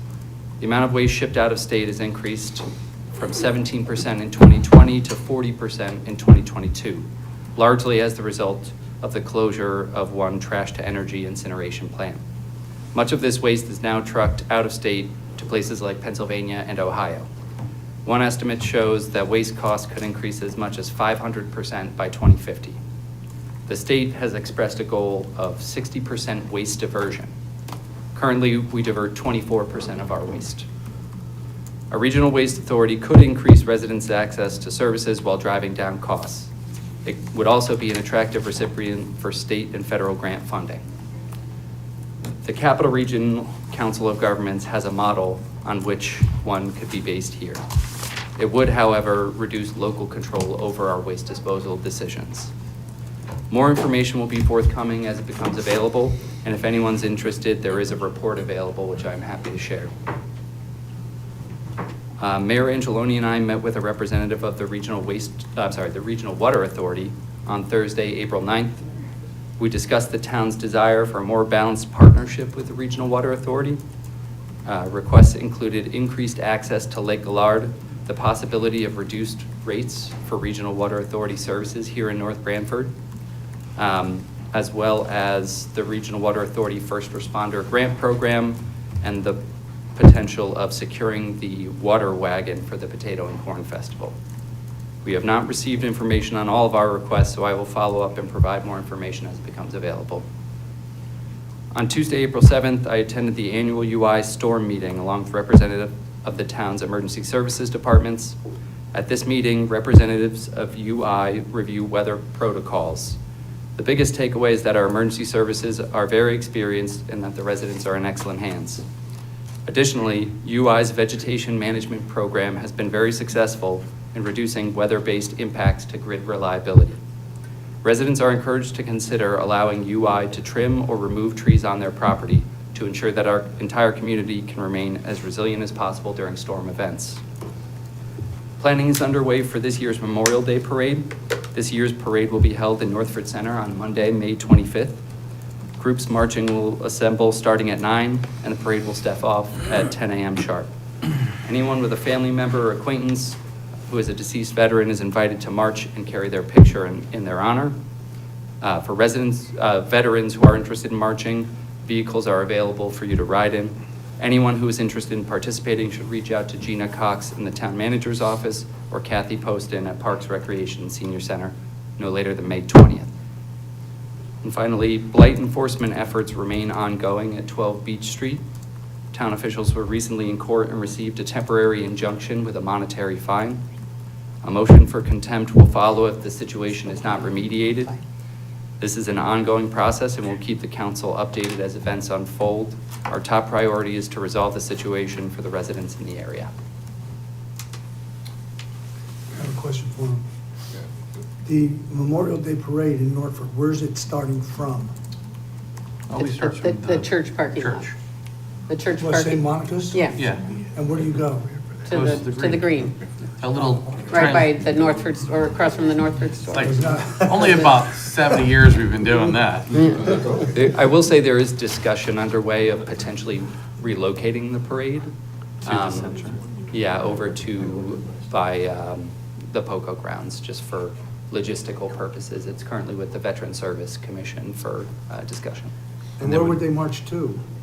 It would be a straight line. It's just that in terms of traffic control, it'd be significantly easier. There's an available detour, especially when we're in North Branford. We have to bring in a significant amount of public works employees for public safety. We have to block off the roadway. Coordinating with DOT is always a challenge. And so if there's a detour available, that would be much easier logistically. All right, thank you. Rory, two things real quick. First, thank you for getting back to me on that street lighting thing. Do you mind if I speak to Mike directly?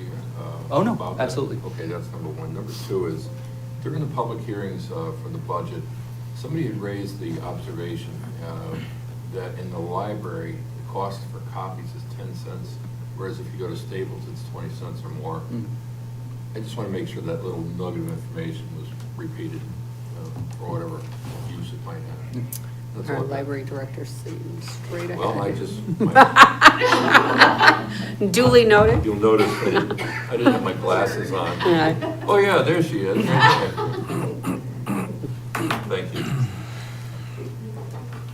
Okay. Permanent Project Building Committee updates? At the police department, the driveway cracks are still under review. At the high school, the investigation and repair of the green roof leak is still ongoing. I've already covered Edward Smith Library. The athletic storage building at the high school, they're still awaiting specs for bidding. Public Works is substantially complete, and the review of HVAC at Stanley T. Williams is underway. Okay. I would just like to add, I did attend the Permanent Project Building Committee a week or so ago. And I did ask Rusty Malik from QA, the architect, in regards to ineligible cost on the high school and where we stood with that. About 9 months ago, I was at Permanent Project, and at that time, the ineligible costs were somewhere around $200,000-300,000.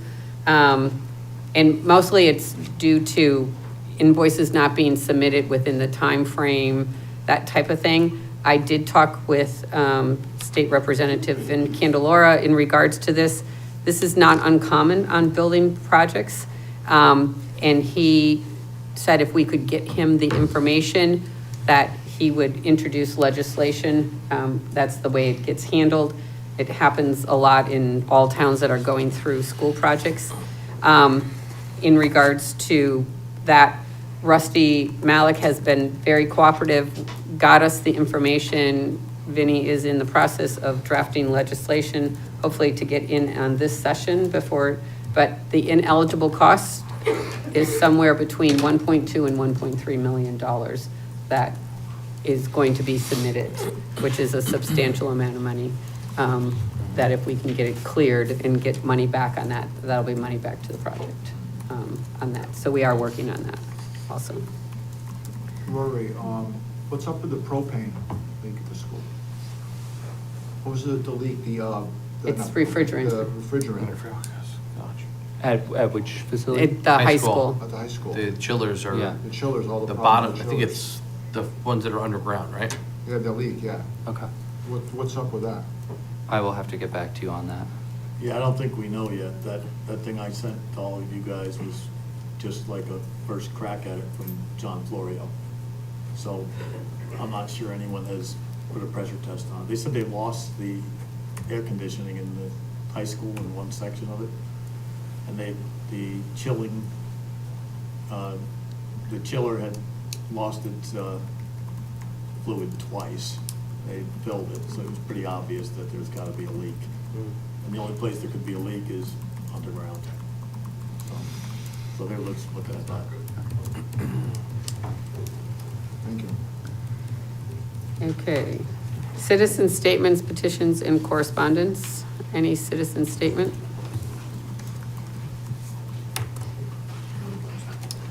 Good evening. Surgeon took a little bit of my ear, but I'll still give you a piece of my mind. Town website. Poor Gina and even the Totoket TV guy. Can we shut it down? It's useless. This meeting tonight, according to what I read on the town website and what Walter Mann read, was supposed to be at the high school. And he was in the process of trying to get that to work, I believe, and I was all set. Gina luckily contacted somebody, and I guess you even get involved sometimes. Is this something the high school can run, can run themselves? I mean, it's not accurate. I'm a senior citizen, I can't handle it. This is my hard drive. So I'm not computer literate. I can find the agendas, I can never find the meeting minutes. I don't know what's going on as far as trying to find that stuff. It's not user-friendly. I know Michael was on fire for it, and I'd rather set it Well, if you up. find the agendas, the minutes are right next to them. So if you get to if you can find the And you agendas, click on the minutes. yes, and they're right there. You open up. Okay, well, not for me, they don't, but that could be me. I'm pretty sure that's me. I don't think it's them. Cliff, why don't you go down to town hall one day and maybe And have get somebody it- help you out for 10 minutes? And maybe, yeah, I mean, I never took Michael up on the free class offer. But I mean, I just don't find it, and I'm sure other people have the same problem. And I mean, we care, we want to be in the right place at the right time. And, you know, it's a good town, the New Haven Register doesn't know we exist. Poor Totucket Times, he's recovering from an injury, so he's kind of going light on news. So we only have Community Pride, Randall, and Mr., the other one, the Northford Frown. And you know, You still, I believe Rory also sends out an update. well, he did. Periodically. He'd set out an update today about the location. I got that, yeah, you know, his update. So the fact that it's pretty easy to get on the wrong track. And it's just my point of view and my skill levels. So and I know you're looking at a new vendor. But as past chairman of the Agriculture Commission, and I'll have to talk to Lisa, maybe, we lost everything on there that we had for meeting notes and stuff. It all disappeared when they went to the new one. What was wrong with the old one? Did we have anything wrong with it? Or what happened? Did we just get sucked up into the good salesmanship of some person that was selling us a bill of goods? We did a lot of homework on that. Yeah, we didn't have, it Homework, we it had a lot didn't, of it didn't meetings. have it didn't have a lot of functions that we have on this one, as Yeah. far as previous tax. Okay. So there was quite a bit of improvement. Okay, on so it. you think it's, A lot of work on that, too. is it at a good level and I just have to get myself up to speed? That's what I'm wondering. Yes, Okay, so you can find stuff. pretty- I can get around it pretty Okay, easily. all right. But All right, I appreciate it, because I know you're looking at another vendor now? that's for the EDC. Oh, okay. That's for economic development. So maybe Okay. we can look at like a tutorial or something like that to help folks that may have some issues with, just being used to that particular site. We can look to it. Okay, and it's the fact, well, I know, it's the fact that I try to use it for my phone, maybe I can do better with the laptop, Possible. possibly, okay. Yeah. Bigger fonts, That's the yeah. way. Okay, thank you. Good luck. All right, thank you. Are there any other citizen statements? I wish I got up here earlier. I was going to thank all the people that make up the town, but they're not here. But thank you all for volunteering, for being in these positions. Again, I'm Kara Papa. I live at 65 Great Hill Road in North Branford. I'm here to back up Walter. Thank you for adding back in the $2,000. I have been reading the town charter, and I saw that we could put forward an ordinance. So I'm going to be working with Ms. Valenti, and I'm going to put together an ordinance that I will have the electors sign and bring in as a petition. I would like it to have language that says that all elected meetings need to be filmed, and at least 3 of the appointed meetings need to be filmed for transparency. I think that a lot of the rumors that go around get started in those secondary meetings. So I really do, for transparency's sake, think it's really important that we have some of them to see. I'll just say that I benefited tonight before I came here earlier. I was actually watching on Totoket TV before I got here, so I knew what time everything was going on. So that's really important. And the second thing I wanted to say is thank you for funding the Board of Education, but I want to, last month, Ms. Angeloni brought up technology, and technology changes what some functions of jobs look like, and I don't think that the Board of Education is properly looking at and managing and using the technology that they have. So in some discussions, somebody brought up how hard it is to submit reports to the state of Connecticut, but now it is not. We pay tens of thousands of dollars for Power School, and it's about 5 clicks the first time you generate a report for the state, and it's about 3 clicks the second time you do it because you save in favorites. So there are elements to positions that have changed that I do not think are taken into account, and I do not think are managed in a way that are supporting our students and putting our students first. I do not think the choices that they have made by not putting students at the center of their decision-making is right. And unfortunately, I thought the citizen statements were gonna come before that, but that's what I would like to say. So thank you so much and have a great night. Thank you. Thank you. Okay, any other, yep, Sorry. that's okay. Steve Torino, live in Conifer Drive, the chairman of the Park Rec Commission. I'd ask that you all reconsider the elimination of vehicle reimbursement. Regardless what goes on, that was a negotiated thing between the department head and the town manager. Back with Michael Paulus, stayed in place with Mike Downs, and was not eliminated by Rory. That was negotiated, that's part of their pay increase from a failed negotiation when they hired 2 directors ago. So, in my opinion, this is a demotion, and I don't believe that this is the way to empower your employees by nickel and diming, but giving another department a raise 17 times. Thanks.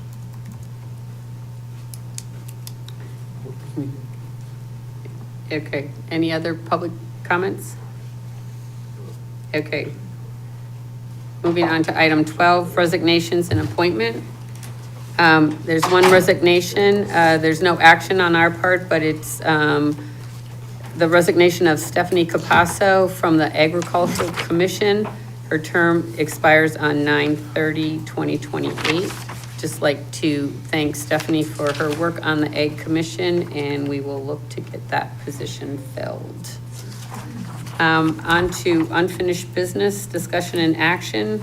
Proposed ordinance number 2026-2, building permit application and delinquent taxes. I'd like to make a motion that the town council of North Branford approve the ordinance as presented. A second? Second. Motion by Counselor Diamond, second by Deputy Mayor McMillan. Discussion?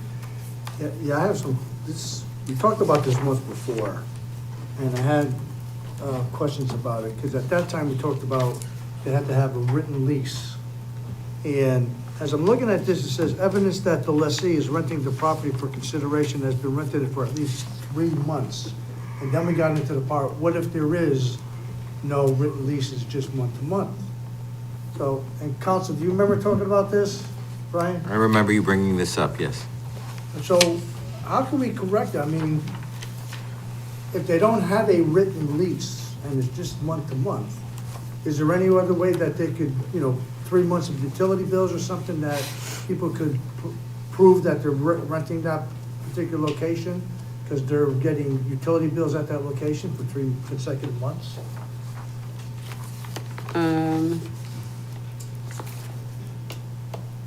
I know we discussed this once before, so. Council have recommendations? My recommendation is to pass this as it is, because I can't imagine a situation where someone is let me back up. So landlord-tenant law, you can have a lease for a property for 6 months, 12 months, 5 years, whatever it may be. If you're renting a business, for instance, and you may want to make improvements to your property. You can also have a month-to-month lease. So if I had a lease for my store and it expired and I didn't renew it, I would have a month-to-month lease, meaning I just go month to month to month with payment. I could walk out anytime. They can evict me anytime because it's a month-to-month lease. I don't have any right to remain in there.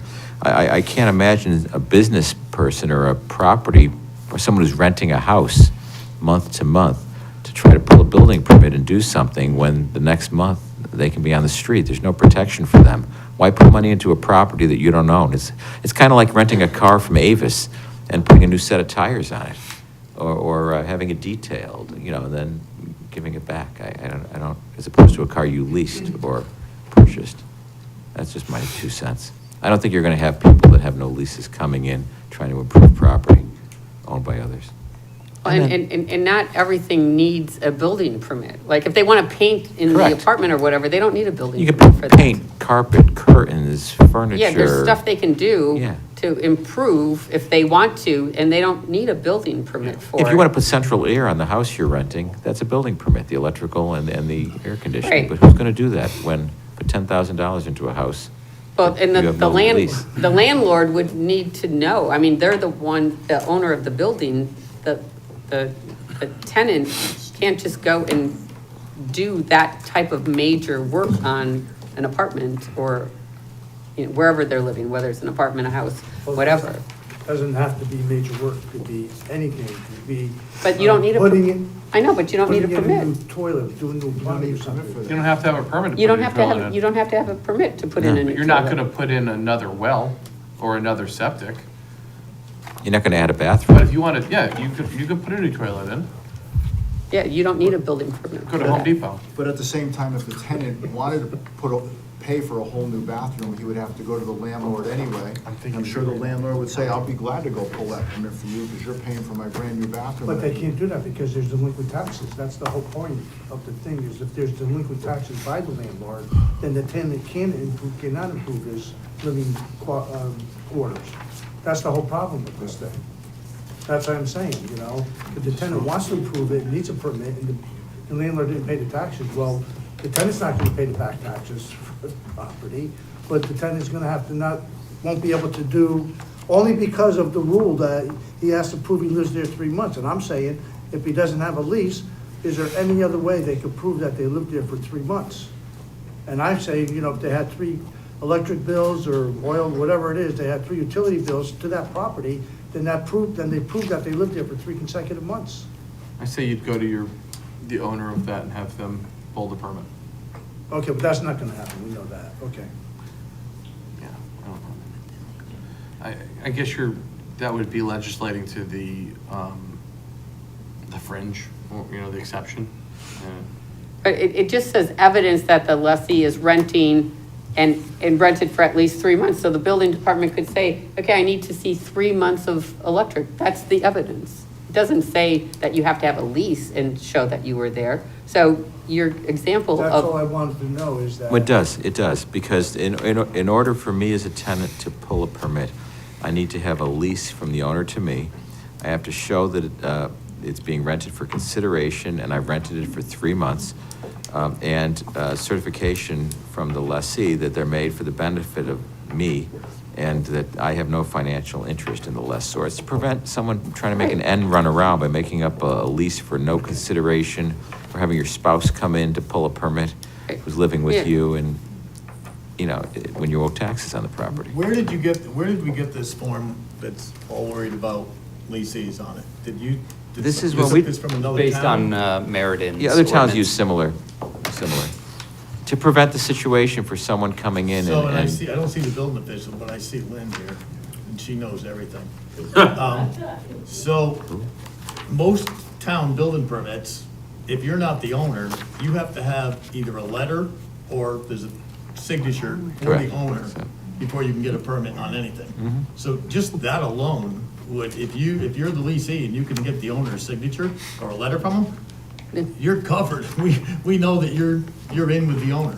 But Al, that's not what the ordinance says, or the proposal says. I know, that's why I'm asking. The This proposal prevents- said a letter from the landlord or the owner for the lessee What I'm to telling you is, modify you it, fine. can't get a building permit without a letter or the signature of the owner. And this prevents a situation where you own the building Yeah. and you owe 2 years' worth of taxes. Yeah. And you want to do something, and you say, hey, Brian, buddy, come here, do me a favor. Go pull a permit, I'll sign off on it, tell him you're my tenant, and you're going to do this, when really, I'm just a straw man for the landlord. And that's to prevent that situation from happening. But wouldn't that be fraud? Yeah, but that happens. Wouldn't that be fraudulent? Turn on the TV, you'll see a little of that. Come on. Yeah, All right, I let's don't make- see a problem with Can I it. call it? And did you want to say, just, Yes, under the final item 4 there, the key with the lease is that the leasee is not responsible for taxes. So if the person that's renting is responsible for taxes, then the taxes have to be paid. So that's what the key is for the rental agreement. There you go. right, Okay. okay. We're going to take a vote on the, Yeah, let's vote. all right. I'm gonna amend this here to say that we're going to include that a letter from the landlord allows the lessee to modify the quarters that they're renting. That's evidence, specific evidence. But they can't get a permit because they didn't pay the taxes. No, they get the permit because they're not paying the taxes for the landlord. The landlord is saying that they're allowing the lessee to modify it, but it's still up to the landlord to pay the taxes. Well, let's vote on it. You want to vote on the amendment, right? Yeah, vote on the. Someone's got to amendment. second his amendment first, if anyone understands it. Oh, here a second. Run that by me one more time, please. I'm going off of Al. The lessee can get a letter from the landlord with permission to modify his living space. And then that would provide evidence that the lessee lives in there for 3 months, or the landlord says he's lived there for 3 consecutive months, or she's lived there for 3 consecutive months. Instead of coming up with utility bills for 3 months, there's no lease in place, but it's month to month, but a landlord could say, so-and-so has been living here and has rented the location for 3 or more months, and it's okay for them to modify or get a building permit to modify the quarters. So you're looking for a way, I'm just trying to understand this. You're looking for a way for the lessee to avert any back taxes that the owner owns. Yeah, And still make modifications to the owner's property. yeah. But the permit will never be given. Because this here says that they have to have a lease in order to do that anyways. I don't And I'm know, I saying- understand why you're arguing this. Like, what's your point here? What do you want to get out of this? That the tenant could modify it, all right, and doesn't have a lease, but but has a letter from the landlord that it's okay to modify it, and and the person has been living there for the 3 consecutive months. So he's good with B and C, he's just not good with item A. Which would allow someone who has no lease, who's a month-to-month tenant, to come in and pull a building permit and modify a building that he or she doesn't own. So Which I can't imagine that's a scenario that's ever going to happen. it's not gonna happen, and if it does, you've indicated as counsel that it's likely gonna be fraudulent, correct? No, that's not. Yeah, but There's a likelihood that it Not could if be. somebody says, I'm gonna go and do this here. The next step is, on the building permit application, the owner has to sign it. Or The owner he will has to sign it because if under his theory, the owner is going to want it done because He's not paying for I it. can't imagine a tenant on a month-to-month coming in to pulling a permit for a major renovation. Why would the landlord not say yes? Because it's an improvement to his building and he's not paying the taxes and now he's having the new central air put in. But what tenant would ever do that without a lease? So there Makes no was, sense. there was no second to the amendment, so I'm gonna call the question and vote on as presented. Because there was no second on the amendment. So, Roll call. sure, Mayor Angeloni, yes. Deputy Mayor McMillan, Yes. Counselor Diamond. Yes. Counselor Goad, Yes. Counselor Mace. No. Counselor Miller, No. Counselor Rose, Yes. Counselor Whitworth. Yes. Okay, motion I didn't hear you, passes. Bob. What'd you say? Yes. What'd you say, Bob? Yes. So, motion passes 6-2. Okay, on to new business. Item A, suspense list for 2022 grand list. I make a motion that the Northern, are you gonna talk about it? Go ahead. Oh. If you want me to. Well, you can get the motion on the I'm good. floor Motion first. first. and Yeah, then- let's do that. Make a motion that the North Branford Town Council meeting adopt the 2022 grand list suspense as presented. I will second that motion. Well, no, wait a minute You have to here. add something there? Well, I'm just looking in the packet here in It's the first. actually backwards. It has in our packet that 2009 is first, but in the agenda, Oh. it's 2022 first. Okay, okay, that's what I was Yeah, looking I at. just noticed that. Okay.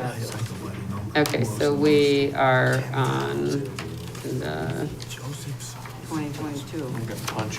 right, so the motion is on page 112. Okay. On the suspense list, and this is personal property and motor vehicle for 2022. And motor vehicle stuff. And motor vehicle supplement.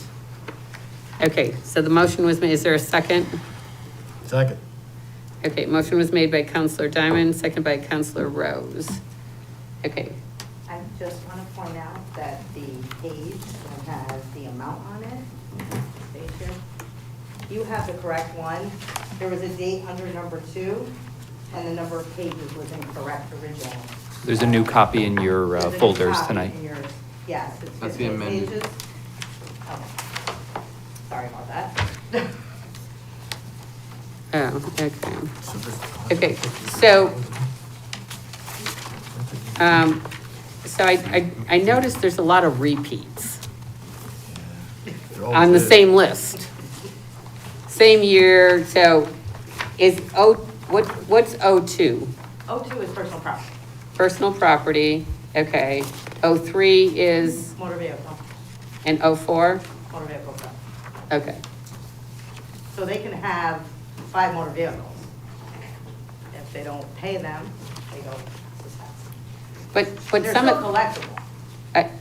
I know, but, so what's being, this always comes up, what's being done, because you look at this and you see the name, and some of us definitely know some of these people and where they live and everything else. So why can't we collect it? Like, if we know where they are, Sound like a henchman? Oh, they're sent to collection, their collection already has them. So collection, so what's our collection rate on this? a collection agency tries to collect them. We haven't looked at a bounty hunter yet? Well, maybe we need a new collection agency that's more Oh, aggressive no, they because. do collect quite a bit. So, Oh, what did you say, I'm sorry? No, I was just bringing some levity to this. They are reported to the Department of Motor Vehicles, so they cannot register a vehicle until they pay. Unless, They can't register under the name as it appears here. There you go. So they could eliminate a middle name, go to an initial, do whatever. Leave. One little alteration, Don't tell the secret. one little alteration and they're good. Change, yes. Okay, That's your tutorial to how to skip out on taxes. Yeah. but we go through this every Every year. year. Next year will be But it, 23. well, it just amazes me when you look at this list, who some of these people are.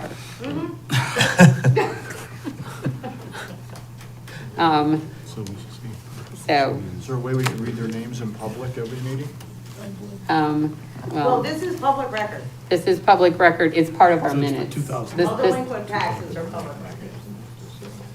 So this is, we're giving up, right? I'm sorry? We're giving up. No, on this this is here. actually in collection.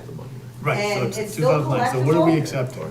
It's still collectible. We get a reduced, We take it off the books. yeah. So we, So it- once we collect it, yes, we, you know. we Goes in a put it general that fund. We collected it and great. and- So we just take it off the books? But they're usually taken off, so 22 is taken off this year, 23 is next year. they're taken off but still collected, and then we would see it on revenue under, Suspense collection. Suspense. But this is 2009.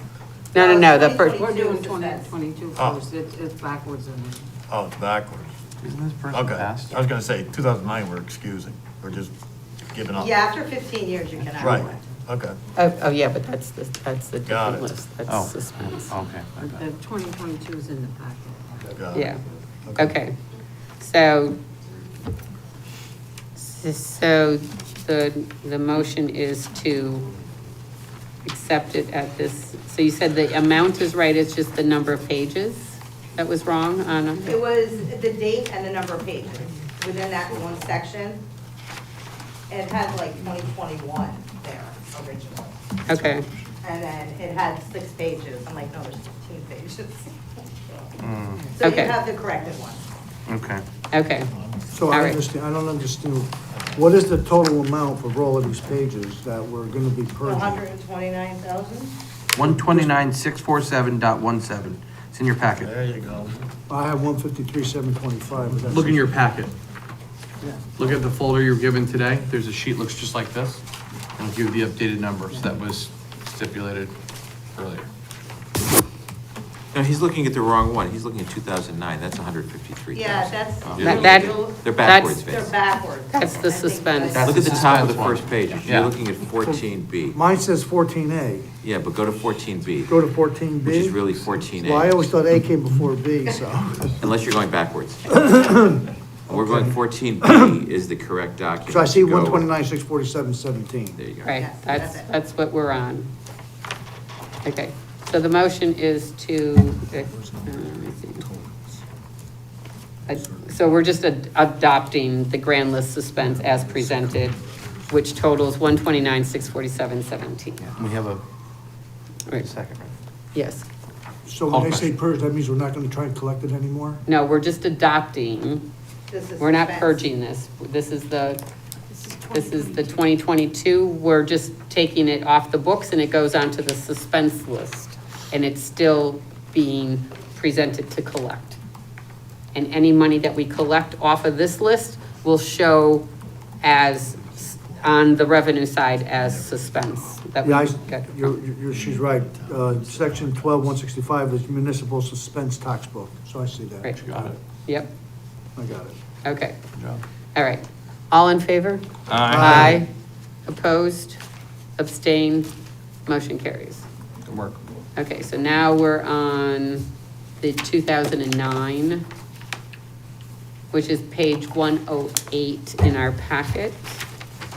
Marie, do you want to read that Be one? be it hereby resolved that the North Branford Town Council meeting adopt the 2009 purge accounts as presented. Second. Motion was made by Counselor Diamond, seconded by Deputy Mayor McMillan. So when they say purge, what does that mean for these people who owe taxes? They take it off the books, Yeah. but we still look to collect. No. No. No. No? This is completely wiped Oh, off. the this is wiped Yeah. completely. So we're giving up After 15 years, you cannot $153,000. collect. Right. I was just gonna 15 say years. that, after 15 Okay. years, you can't collect anymore, You right? can't collect. Well, there's a lot of dead people on here too. Yeah, Yeah, well, yeah. That's no excuse. Wow. yeah. You know that? Yeah, Can't make this up. yeah, There's a sense of paying taxes. You're not gonna do that. right, Moving right along. right, So yet another lesson, if you die, you're good. right, See, that's what they say, death and taxes. There it is. right, That's the only way you can beat them. right. Okay. So, all in favor? Aye. Opposed? Abstain? Motion carries. Okay, now we're on to item C, delinquent real estate, which, let's see, so we did A There's and a B. memo in your packet and an attachment in your folders. Just here?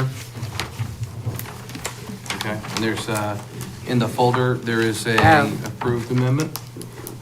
Real estate Yeah, I see. delinquent, 3 years or $10,000. All right, so, the suggested motion is, be it hereby resolved, the North Branford Town Council votes to forward the delinquent accounts to the town attorney to proceed with foreclosures. Is there a second? Second. Motion was made by Deputy Mayor McMillan, second by Councilor Rose. Yeah, so to turn it over to the town attorney for what? For foreclosures. Foreclosures. To go after them? Yeah. Oh, I'm sorry, okay, that's what I'm trying to figure out, okay. These are the hot sheets here. Okay. All right. Any other questions? All in favor? Aye. Aye. Opposed? Abstained? Motion carries. Thank you. Okay. Historic Document Preservation Program. This is a grant we apply for every year through the Connecticut State Library to help digitize documents in the clerk's office. The only change this year is we're only eligible for $4,000 as opposed to $5,000. But it would just authorize us to make the application. Okay, there's a motion on page 130. Town council authorizes the town manager to execute the grant application for the Historic Document Preservation Program. Thank At the amount of $4,000. Motion was made by Deputy Mayor McMillan, seconded by Councilor Diamond. All in favor? Aye. Opposed? Abstained? Motion carries.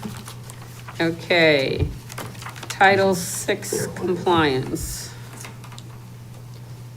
Yeah, the next two items are related. Parks and Rec received a bus through a grant program, Section 5310. As a part of that grant, we have to file quarterly reports. And then we are audited periodically. This year, during the audit, we also had a Title VI compliance audit. And so in order to remain compliant, we have to adopt the two documents that are on your agenda tonight, the language access plan and the public participation plan. So the motion for the language access plan is that the town council adopt the language access plan as presented. Second. Okay, motion was made by Deputy Mayor McMillan, seconded by Councilor Diamond. Don't know if it's in this document. I would just request that, maybe it's in the next document. Someplace it has the email address of if you want to submit public comments. That's in the public participation plan. Oh, okay, so it's the other, the next one. Okay, that's fine. I think it's right here, right, in Lincoln? Well, because we just have to make sure we have the correct email address. Yep. Because in the document, I think it's wrong there's no dash between public and comments. And all the other forms I've seen, there's the dash in there. So I just want to make sure. But if it's not in this one, the language access plan, we're good. Okay, the motion to accept is on the floor. All in favor? Aye. Aye. Opposed? Abstain? Motion carries. So the next is public participation plan. The motion is the town council adopt the public participation plan as presented. Second. Motion was made by Deputy Mayor McMillan, seconded by Councilor Diamond.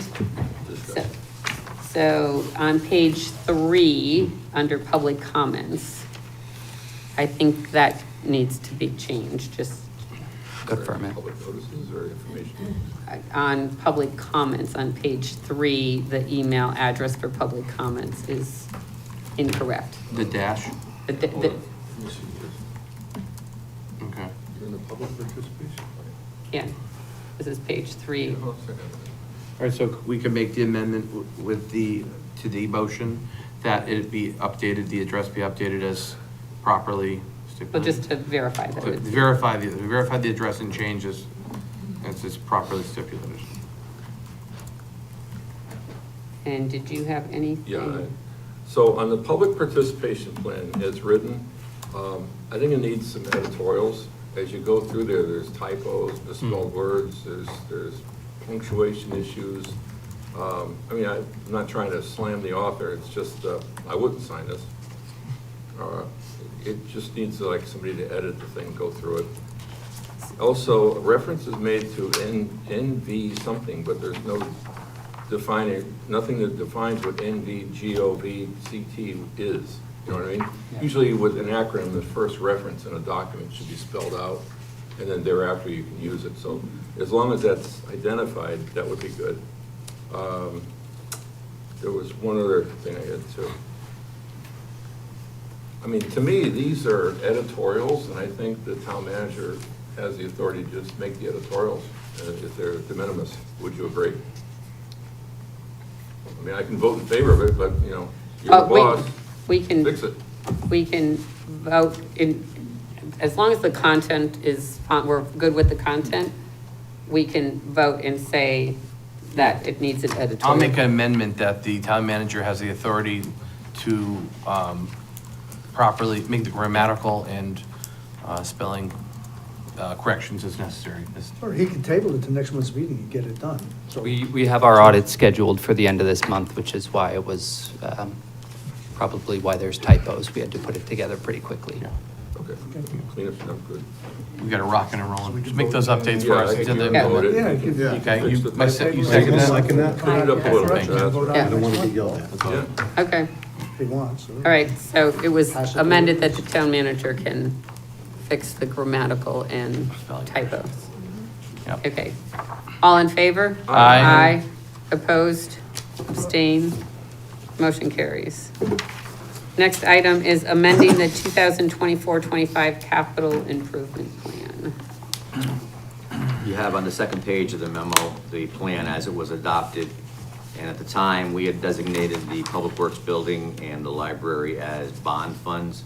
And then we subsequently decided that we weren't gonna bond anymore at the time being, put it on a fund balance. We never really officially committed the fund balance.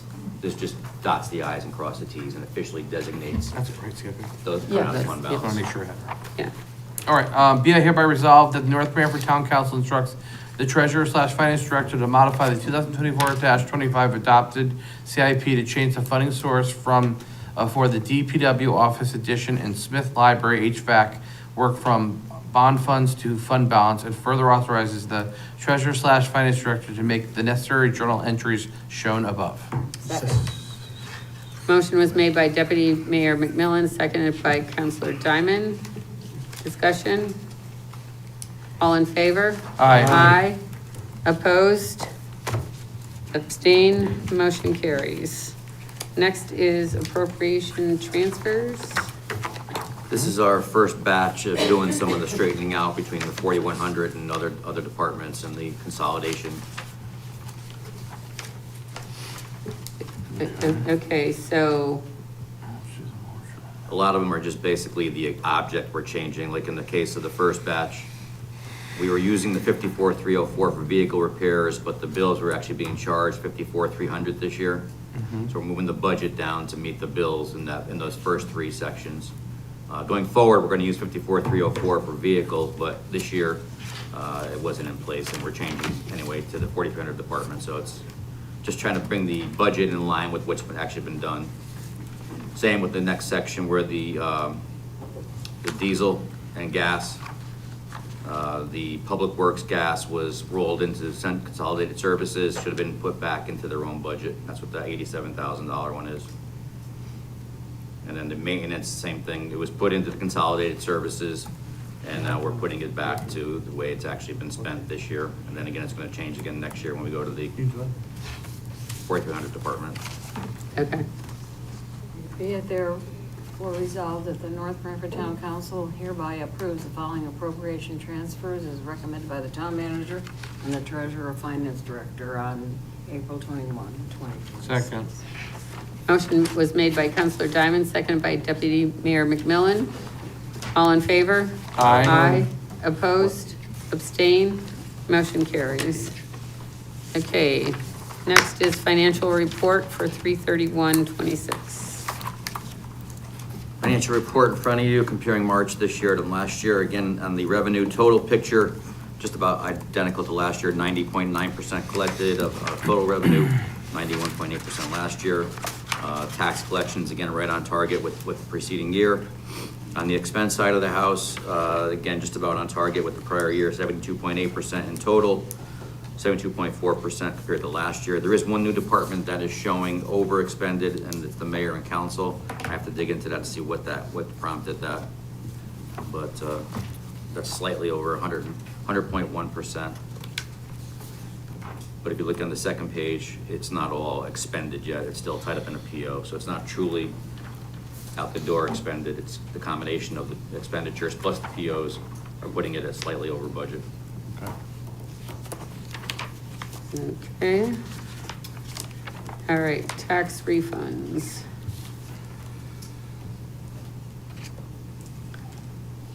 So these are over the threshold, is that why we have to approve these? Yes. Okay. Over what threshold? And what's our threshold that it comes before the council? No, because some of these are $2,500. 2,500, that's what I thought. Is there a motion that was suggested? You just. I'll just motion that we, let me go over to the numbers here.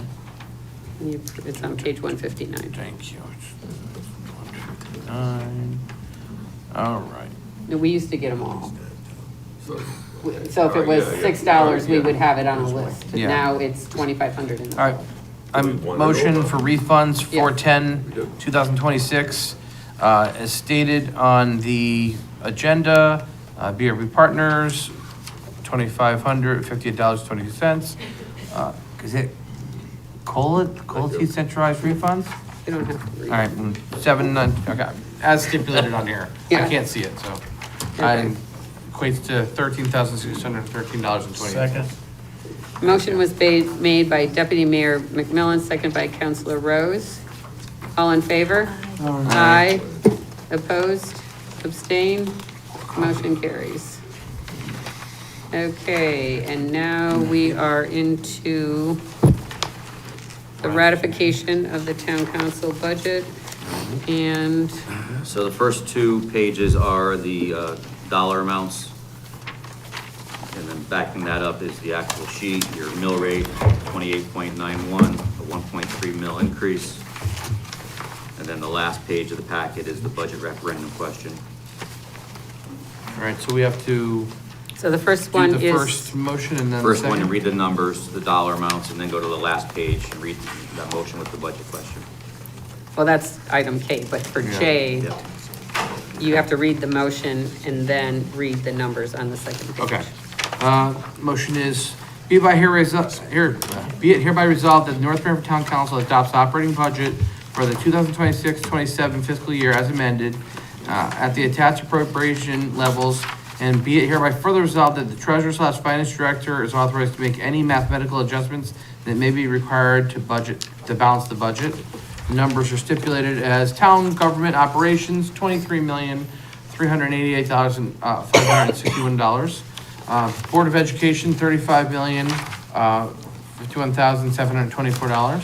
Capital improvements, $468,109. Debt service, $6,700,632.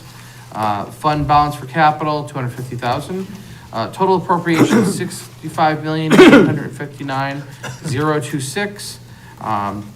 Non-tax revenue, $3,836,574. State grants for education, $7,331,325. Fund paid applied, $750,000. Fund balance capital appropriation, $250,000. Local elderly tax credit, to the negative of $140,000. Amount to be raised by taxes, $53,831,000. I'm sorry, $53,831,127. Amount, assuming a 98.6% collection rate. Total revenues, $65,859,026.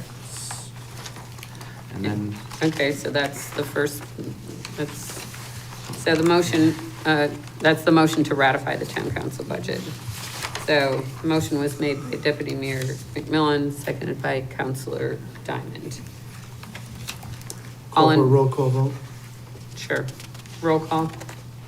Mayor Angeloni, Yes. Deputy Mayor McMillan, yes.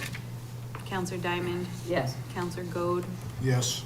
Counselor Miller, Yes. Counselor Mace. I vote no due to the Board of Education budget, so I vote no. Yes, yes or no? You skipped me. Counselor Rose, Yes. Counselor Whitworth. Yes. Okay, motion passes 7-1. So the next one is approval of advisory budget referendum question fiscal year 26-27. In accordance with section C8-5 of the Charter of the Town of North Branford, the town council hereby approves the following advisory referendum question for the FY 2026-27 budget. Shall the town council recommended budget of $65,859,026, which will require a mill rate of 28.91 mils, be adopted? Second. Motion was made by Deputy Mayor McMillan, seconded by Councilor Diamond. All in favor? Aye. Aye. Opposed? No. Abstain? Motion carries 7-1. Okay, next item is citizen statements and petitions. Any citizen statements? Yes? All right, so this is for, again, citizen statements and petitions, but when Mr. Torino came up before, I really didn't catch what he said. Can we just ask him to come up for just a minute to clarify? I have a question. This seems a good time as any. Any objection? No, it's fine. I'm sorry. That's all right. You made your statement before. Yeah. Picked up on about 90% of it. I need that extra 10%. What was the concern again? I want to be very clear on what you said earlier. So, earlier this evening, the vote was to eliminate the vehicle reimbursement for the director and the assistant director. That was a pay negotiation, payment, part of their salary negotiation done with Mike Paulus and 2 directors ago. That has continued. Instead of giving a higher than a 3% raise to compensate for equal pay, that as a pay increase, not a raise, but that's to level out the playing field for our director and assistant director. Tonight it was eliminated, but we said, or you said that there's gonna be a vehicle mileage reimbursement. In my opinion, you just demoted someone. You gave them less money, part of their salary. I just asked for reconsideration because we just bounced arbitrarily 5 motions to increase someone else's budget, and then we just nickeled and dimed $11,000 for no reason. And that was agreed upon when both of them took this job. And we just wiped it clean. Okay. Thank you. Thank you. Any other citizen statements? Okay, motion to adjourn? Nope. Oh, wait. Nope. We gotta Okay. go back to my hiring review. So what'd you find out? Oh, yeah, So that's right. basically, I can answer the question because I've done it for 24 years. There's a sentence, Vin, right in the charter under the town manager. And I'm not gonna quote it exactly, but he works at the pleasure of the town council. So if the town council wants him to bring jobs before he advertises for them, for us to talk about, at the pleasure of the council, I believe he has to do it. And it's been done at least 6 or 7 times in my 20 some years on the council. I read a different section of the charter, and it's Charter 6.3, appointments. And that supersedes that he works at the pleasure of the No, council? no. Listen what I said. Listen what it says. I'm gonna agree with your conclusion, but for a different reason. Okay. It's 6.3 says the town manager shall appoint all officers and employees of the town except as otherwise specifically provided in this charter. The appointments by the manager shall be confirmed by a majority of the council. Therefore, since you must confirm those appointments of employees, appointments of officers and employees in any event, as a practical matter, it would not be inappropriate for him to come with the positions ahead of time, before he comes with an actual candidate, where you could say no to that person. And we can go through the whole process of interviewing, hiring someone for a vacancy, and you say, great person, but we don't want to fill that job. No, thank you. So as a practical matter, just, you can look at them ahead of time and say, yes, bring a candidate, or don't bother, we're never going to vote for anyone for that position. So to answer your question, yes, for a little bit different reason, though. Yeah. Thank you, Brian. So do we need a motion to set that in play? I can't remember how we did it before. Resolution Or do we just need a consensus that we'd like to look at empty positions before? I mean, the mayor could just ask that be done, if that's the wishes of this body. That's how you want to proceed. You know, you folks could talk about that. You could, As each one comes up. So, I mean, in tonight's budget, we already cut, Right, so there are no, there aren't, no empty seats. well, the vacancy that we have right now is the town planner, because that position, he retired, and he's working part-time right now, but And it's like still. that position, I don't see how you can say you don't need it. So, you know, so that is an open position. And then the other one is town manager, which we have We been. don't need one, we have him. Yeah, the council has appointed, the council voted that the entire council is the search committee. So we are already appointed as the search committee for the town manager. So, and just on that note, there is a meeting scheduled for next Tuesday, Really? I didn't know that. April 28th. It'll be posted, and it's for the search committee. Everyone received the resumes in the email? I didn't receive them. Yes, you did. In your email, your town email, I sent it over a week ago with all the I went through all of applications. my town email. I went through all of the things. I don't recall seeing it, that's all. Keyword search it. Yeah, You'll see it there. it was sent, it's a file that has all of the applications for the town manager position that I asked everyone to review, and then we have a meeting scheduled for 6:30 on April 28th, which would be executive session to discuss that position. To and what- discuss all 15 resumes, you said? Well, to see what we're gonna do, Oh. you know, to move, what the next step is that we No, want. because I remember somebody was telling me, and I said, okay, so I went through with Regina, right? No, it came No, I'm from me. saying the same computer that she sends all the stuff on. So I went through each one of the documents, and I don't recall seeing the, Well, the an email, agenda for the 20th, or I don't recall seeing. the email came from me. I'll have to look it up. Maybe did you have my right email? I would keyword search it and then get back to it if you don't see it. Oh, Double check it. Okay. uh, So are you junior or senior? Did we motion to adjourn? No. I'll motion to adjourn. Second. All right. All in favor? Aye. Aye. Okay. Builder, I can ask you a question. Sure. It's getting comedic. Somebody is selling